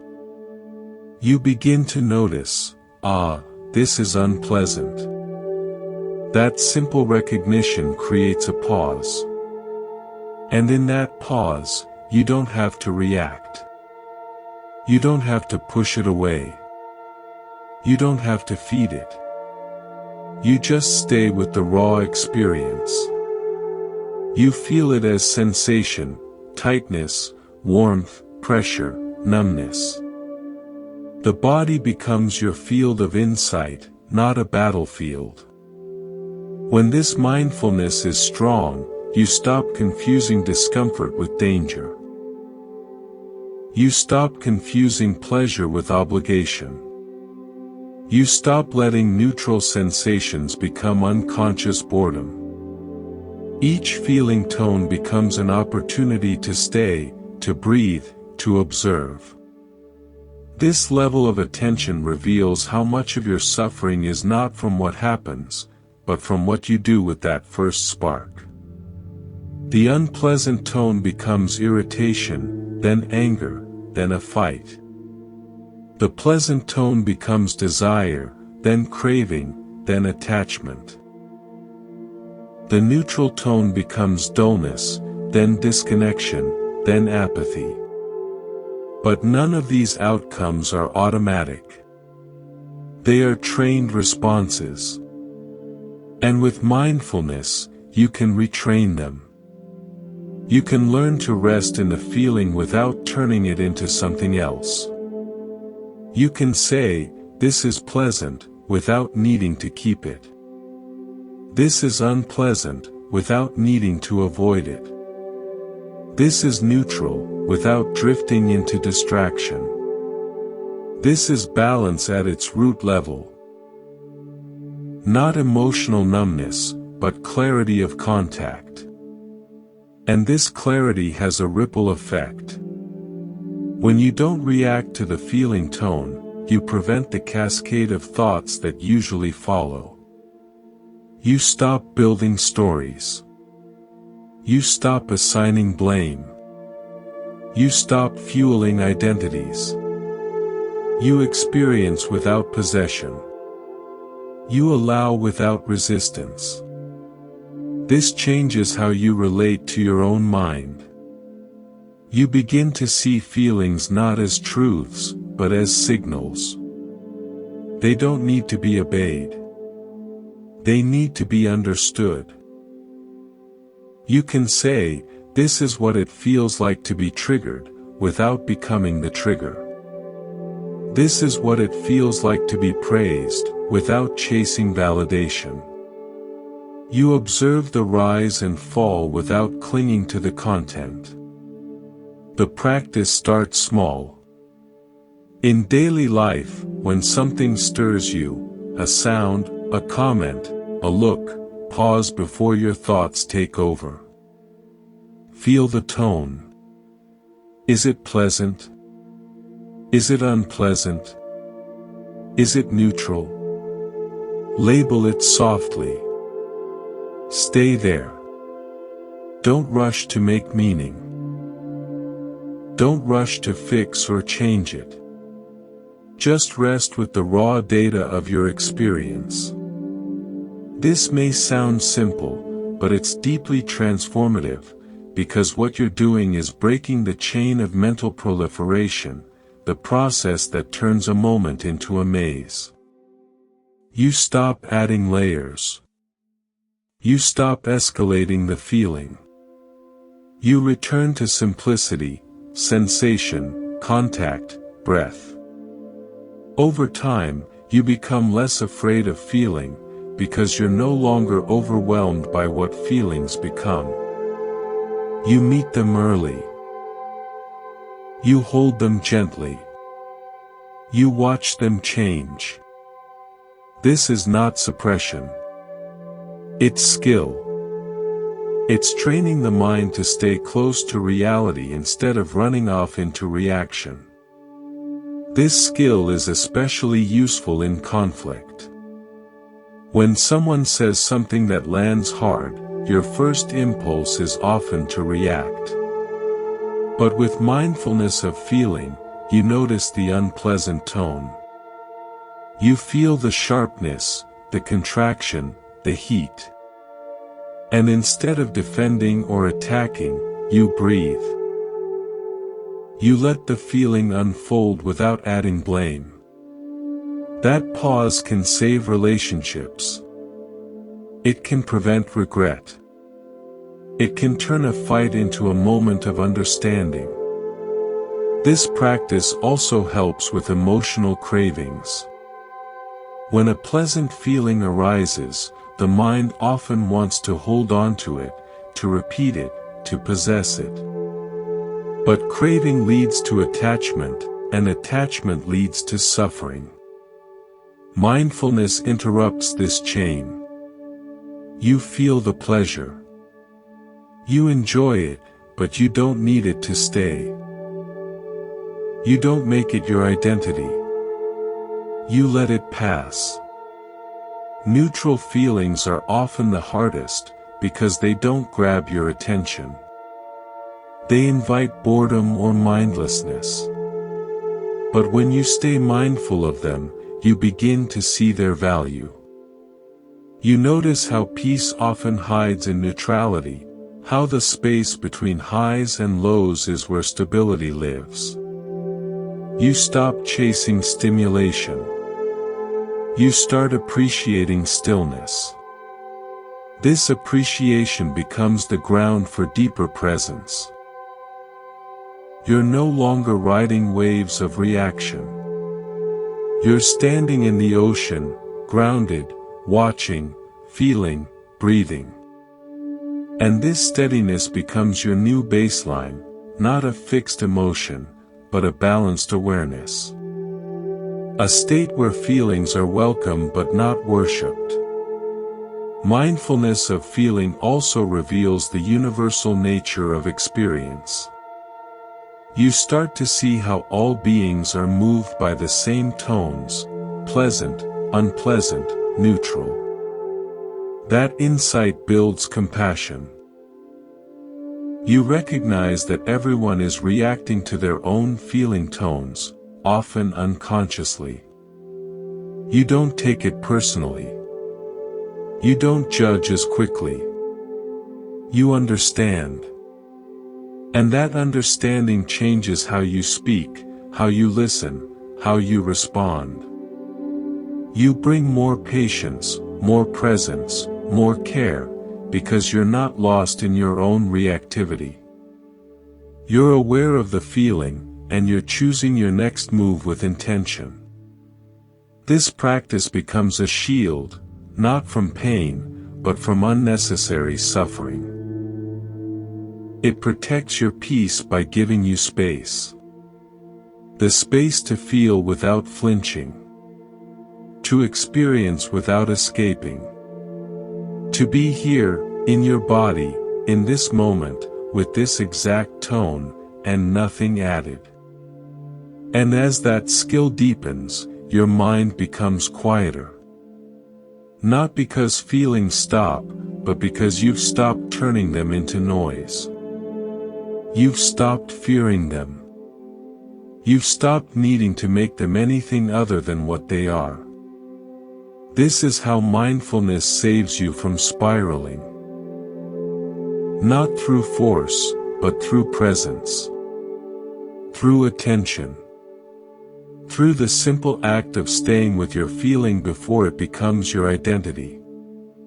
Because once you see clearly that you are not your reactions, not your sensations, not even your emotions, but the awareness that holds them, everything begins to settle. Not because life is easier, but because your mind is steadier. When mindfulness of feelings becomes part of your daily experience, life starts to slow down in the best way.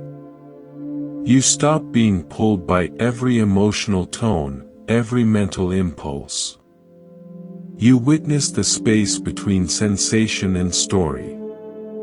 And that space becomes your freedom.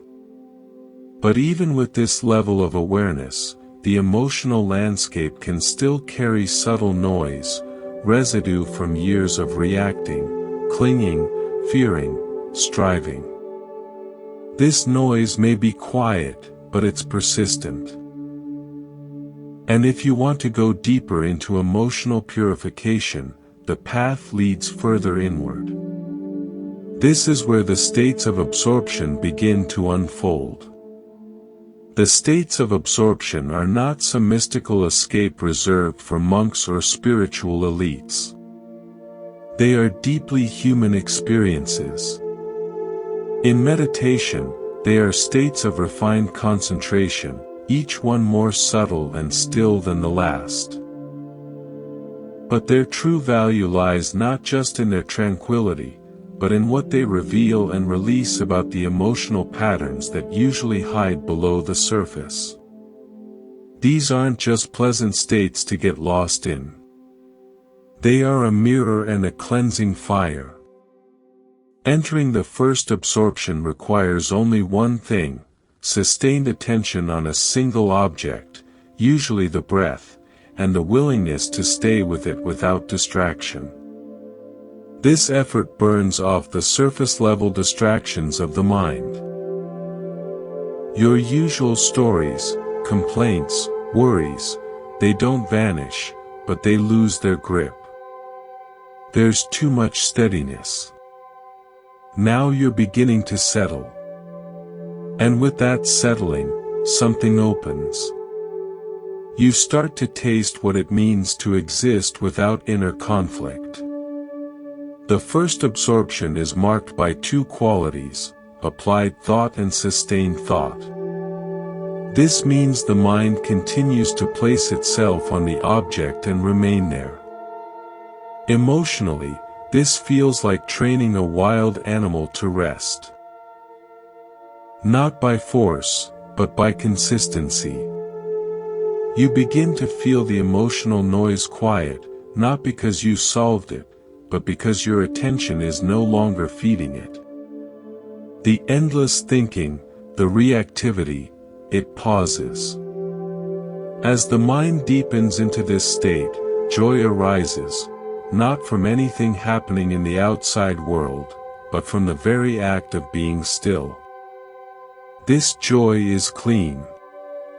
It's not excitement. It's not stimulation. It's a subtle happiness that comes from non-struggle. And with it comes an emotional lesson. Joy doesn't have to be earned. It doesn't have to be dramatic. It arises naturally when the mind is unified. Moving into the second absorption, even applied and sustained thought drop away. The mind no longer has to place itself. It stays effortlessly.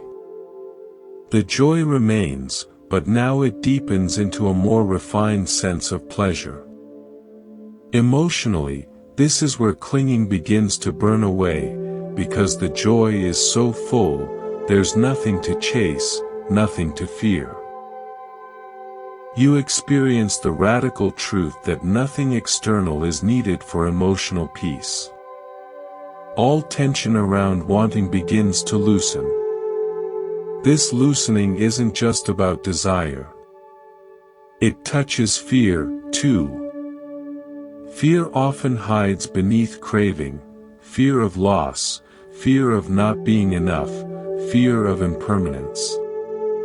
But here, in stillness, the fear finds no place to land.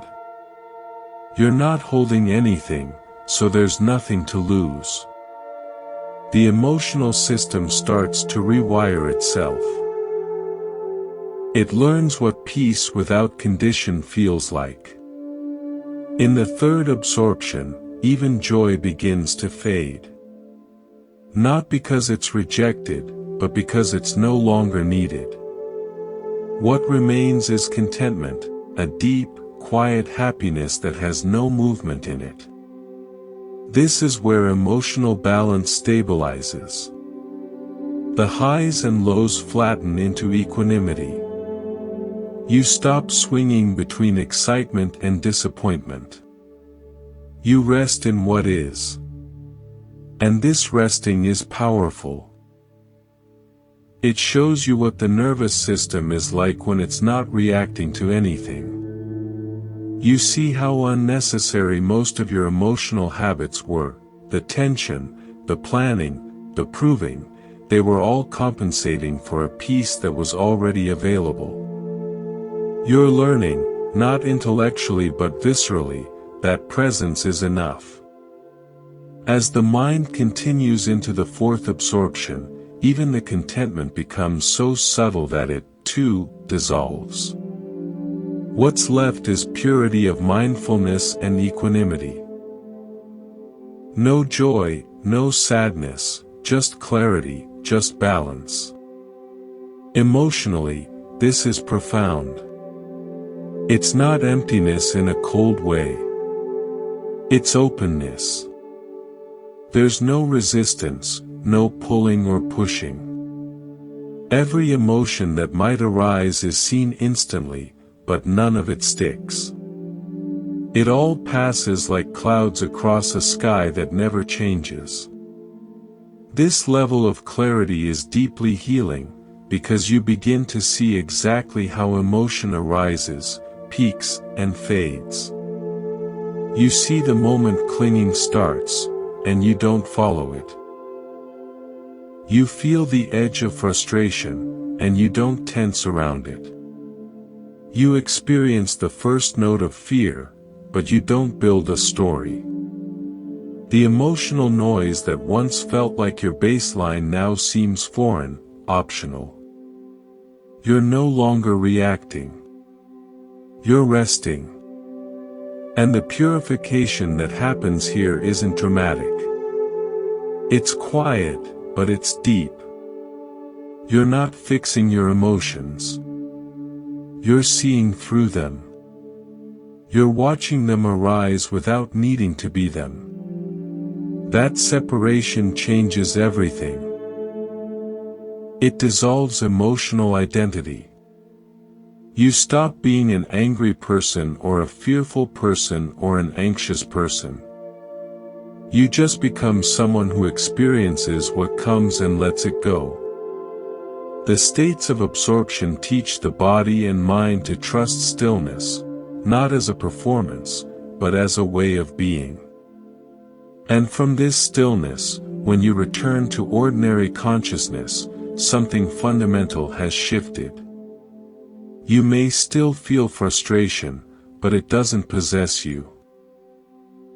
You may still experience desire, but it doesn't burn.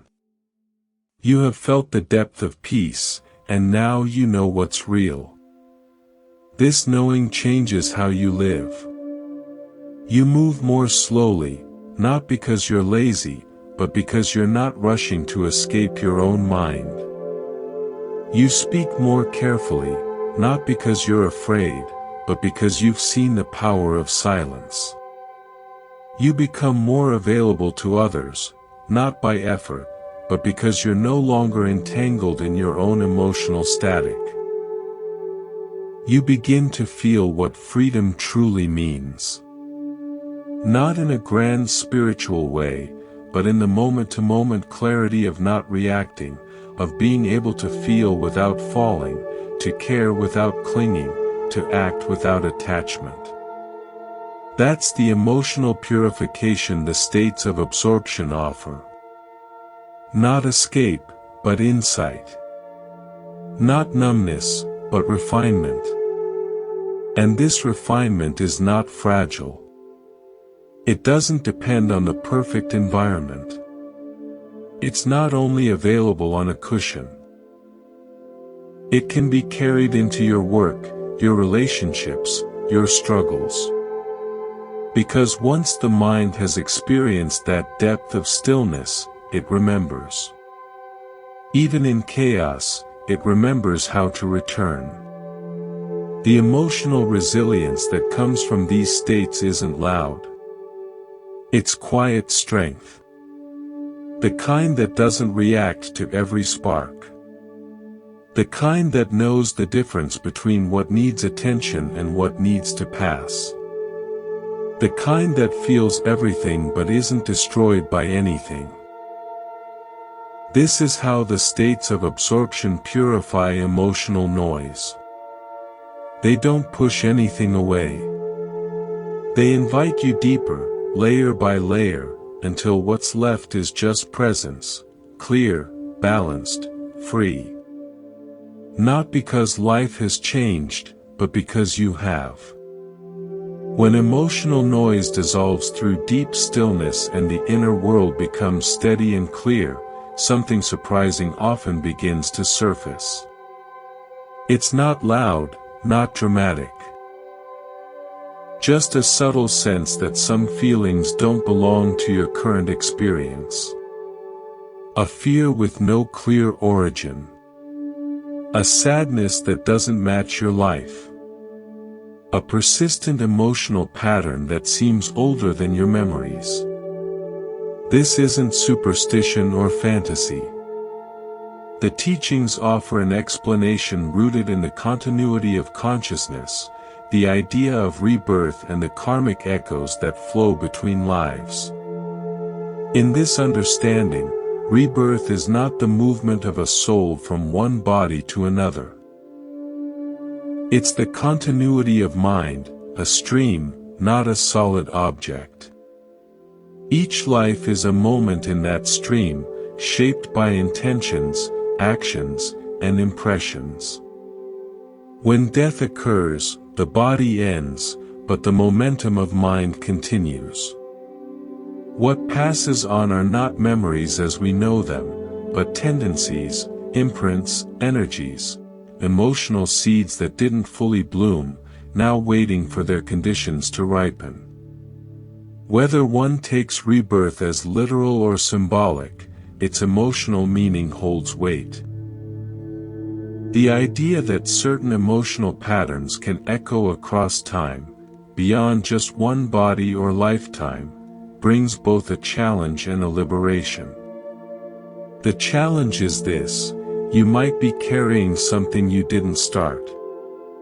The liberation is this: you don't have to keep carrying it. Some fears seem disproportionate because they were not born from this lifetime's events. A person with a secure life might still feel constantly unsafe. A person raised in love may still struggle with unexplainable abandonment. When seen through the lens of rebirth, these emotions may be residues of past karmic impressions, unresolved responses from another chapter of consciousness. These impressions shape emotional memory. They form patterns of reactivity that feel deeply personal but often arise without present cause. You find yourself repeating the same type of relationship dynamic, falling into the same emotional spirals, facing the same kind of loss again and again, without knowing why. The repetition suggests a lesson not yet fully understood, a pattern not yet fully released. This doesn't mean everything difficult in your life is caused by past lives. But the perspective opens up a new way to work with stuck emotions. Instead of asking, "Why is this happening to me?" you begin to ask, "What is this trying to show me that I haven't seen yet?" That question alone shifts the energy from victimhood to awareness. When these emotional patterns arise, they often carry a quality of familiarity. Even if the situation is new, the emotional texture is not. It feels like something you've known forever. This familiarity can be painful, but it's also an invitation. It means the mind is presenting an opportunity. A chance to meet what you couldn't meet before, a chance to choose differently. And choosing differently is how karma is transformed. Not through punishment, but through clarity. The emotions that echo through lifetimes don't ask for more effort. They ask for more presence, more honesty, more willingness to feel without collapsing. For example, if a person has a deep tendency toward guilt that doesn't match their current life, they may be working with an unresolved karmic imprint. Not a punishment, but an echo of past harm or loss that was never integrated. When they try to suppress it, the guilt becomes heavier. When they try to rationalize it, the mind becomes confused. But when they meet it with mindfulness and compassion, something begins to open. The echo begins to lose strength when it is met fully. This is where meditative awareness becomes essential.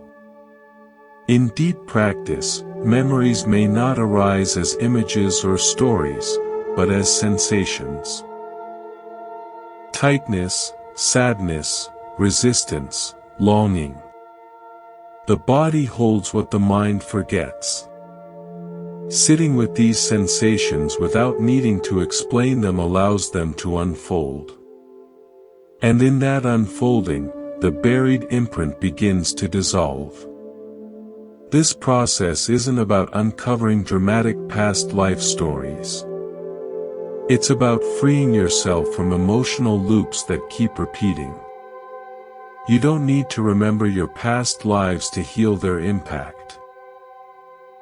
You need to be present enough to see when an emotion belongs to something older than the moment, and strong enough to stay with it until it completes. That completion doesn't always feel like triumph. Sometimes it feels like a quiet release, a breath that finally comes after years of holding it in.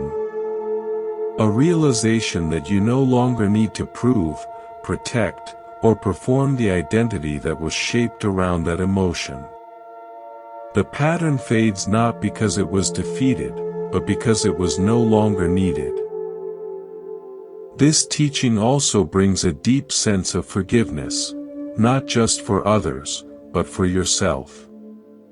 If you're carrying emotional burdens that don't make sense in your current context, you can stop blaming yourself. You can stop thinking you're broken. You're not broken. You're carrying old karma that now has a chance to be resolved. And that's not a curse.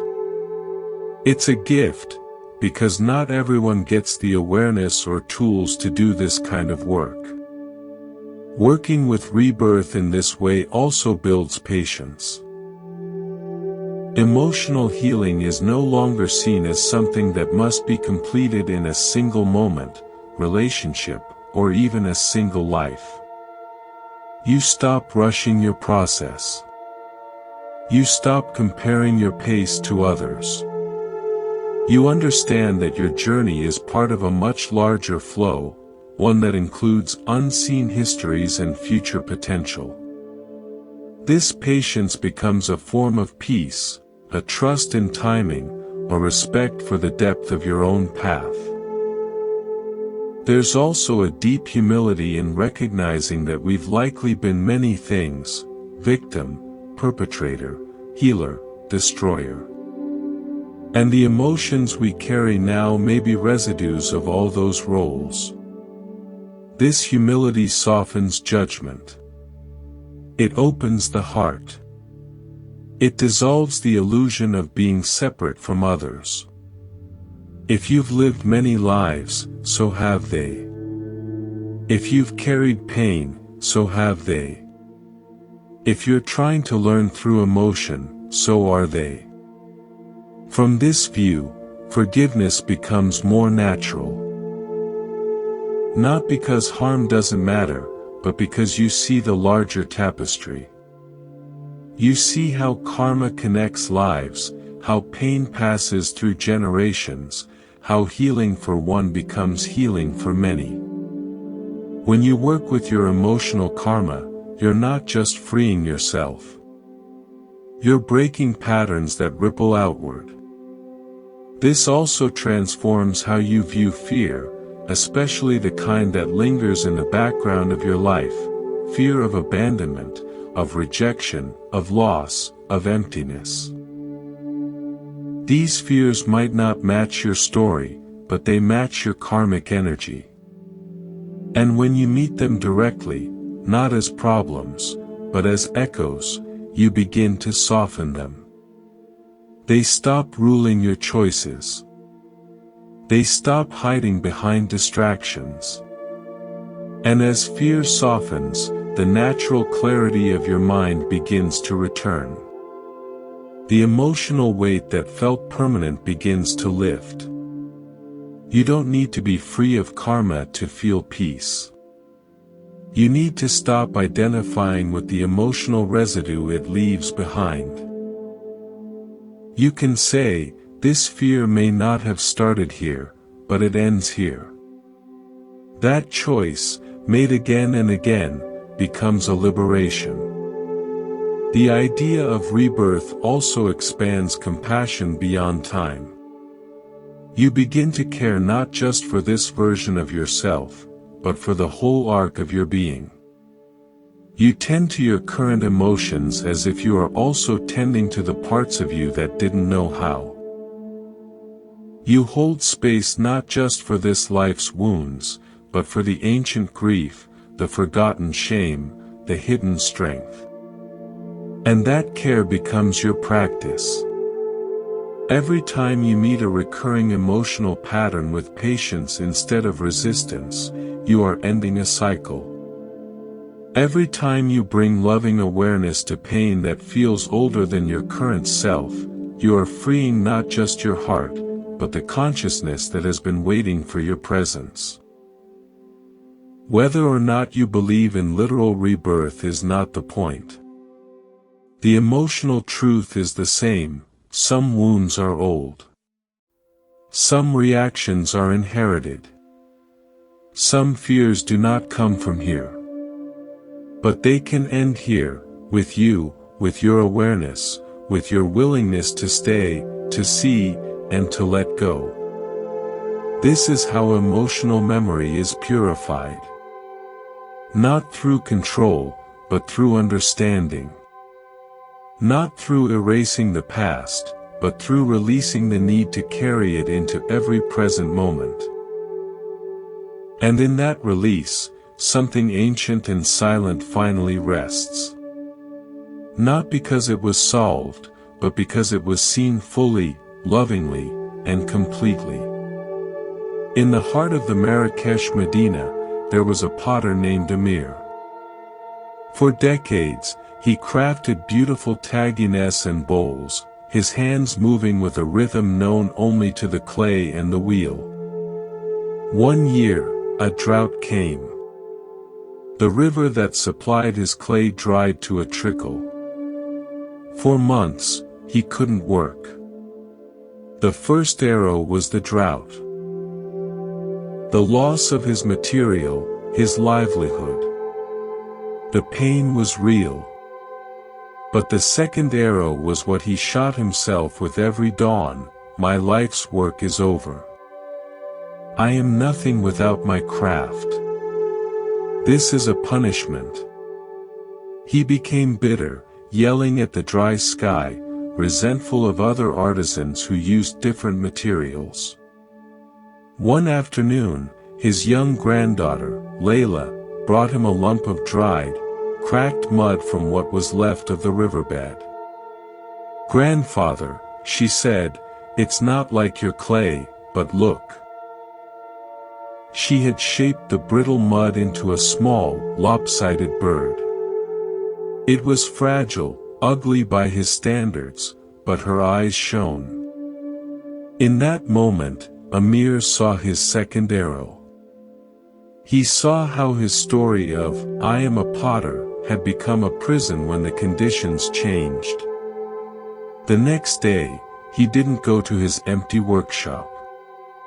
He sat with the cracked earth. He felt the frustration, the fear, and he just let it be there, without the story. He watched it like heat rising from the stones. Weeks later, inspired by Layla's bird, he began experimenting with the parched earth, mixing it with bits of straw and plaster. He couldn't make pots, but he started creating intricate mosaic tiles from broken fragments of his old, unsellable work. A new art was born from the ruins of the old. His suffering didn't end because the rain returned. It ended because he stopped fighting the reality of the drought and started meeting the actual clay, cracked and dry, that was in front of him. He learned that his identity wasn't in being a potter, but in the creativity that could adapt to any form life took. Kenji was a senior executive in a Tokyo firm, a man who measured his worth in quarterly reports and the respect of his peers. When a corporate restructuring made his position redundant, the first arrow was the professional shock, the loss of status. But the second arrow was a silent, brutal monologue: "You've failed your family. You're too old to start over. This shame will never leave you." He hid the news from his wife for weeks, leaving at the usual time each morning to sit in a park, drowning in self-recrimination. One rainy Tuesday, sitting on a damp bench, he watched an elderly man meticulously tending a miniature bonsai tree on a public shelf. The man was utterly absorbed, calm in the drizzle. Kenji watched him for an hour. The man wasn't worried about who was watching or what the tree would become. He was just with the tree, clip by clip.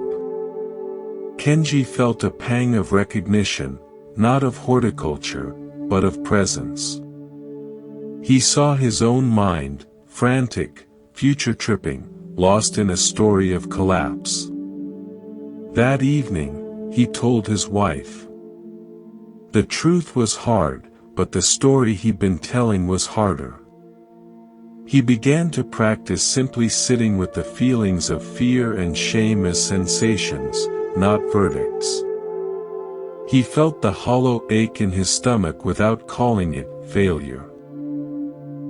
He noticed the urge to scroll through job sites obsessively, and instead, he would just breathe. He didn't get a new executive job. He started a small consultancy, helping other displaced professionals navigate their own transitions with more compassion than he had initially shown himself. His peace came not from rebuilding the same career, but from realizing that his value was never in the title to begin with. It was in the clarity he could bring to any moment, even the uncertain ones. On the backwaters of Kerala, there lived a fisherwoman named Mira. She knew the moods of the water better than her own heart. One monsoon season, a storm destroyed her boat, her only means of income and a family heirloom. The first arrow was the loss, the splintered wood, the practical terror. The second arrow was a deep, cultural story: "This is my family's bad karma returning. My ancestors are displeased. I am cursed." This story weighed more than the waterlogged timber. For days, she performed rituals, begged at the temple, lived in dread of the next disaster. One morning, exhausted from worry, she sat on the dock, her feet in the water. She stopped praying and just listened. She heard the lap of the waves, the call of a kingfisher. She felt the cool water on her skin. In that simple sensory experience, the grand story of the family curse lost its power. It was just a thought. The water was just wet. The sound was just a sound. She sold the remnants of the boat to a carpenter. With the small sum, she didn't buy a new boat. She bought a large net and partnered with other women who had boats but needed help. She became a net mender and fish sorter, her profound knowledge of the catch now shared. The community grew stronger. She saw that her curse was just an old thought, and her resilience was a truth that could shape a new reality. The storm took her boat, but it couldn't take her ability to adapt. Unless she gave that power away to a story. Javier was a trumpet player in New Orleans, his life a melody of jazz clubs and street parades. An accident damaged the nerves in his lip, leaving him unable to play with his former brilliance. The first arrow was the physical pain and the end of a beloved skill. The second arrow was a symphony of grief. Music was my soul. Without it, I am a ghost. The city's sound will forget me. He fell into a deep depression, avoiding his old haunts, feeling like a stranger in his own life. One night, drawn by habit, he found himself outside a familiar club. He couldn't bring himself to go in. He leaned against a wall in the alley, listening to the muffled music. He started to tap the rhythm on his thigh. Then, he took a nearby discarded bucket and turned it over, tapping out complex rhythms with his fingers. He closed his eyes. He wasn't playing the trumpet, but he was still in the music, through the pulse, the vibration. A young drummer from the club came out for air, heard Javier's impromptu percussion, and was mesmerized. They started talking. Javier began to teach rhythm, to compose beats, to hear music in a way he never had before. His identity shifted from trumpet player to musician. The loss of one instrument opened his perception to the entire orchestra of sound around him.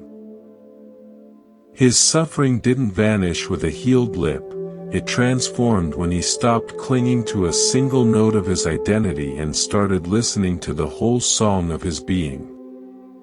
You've just walked through over 3 hours of timeless wisdom.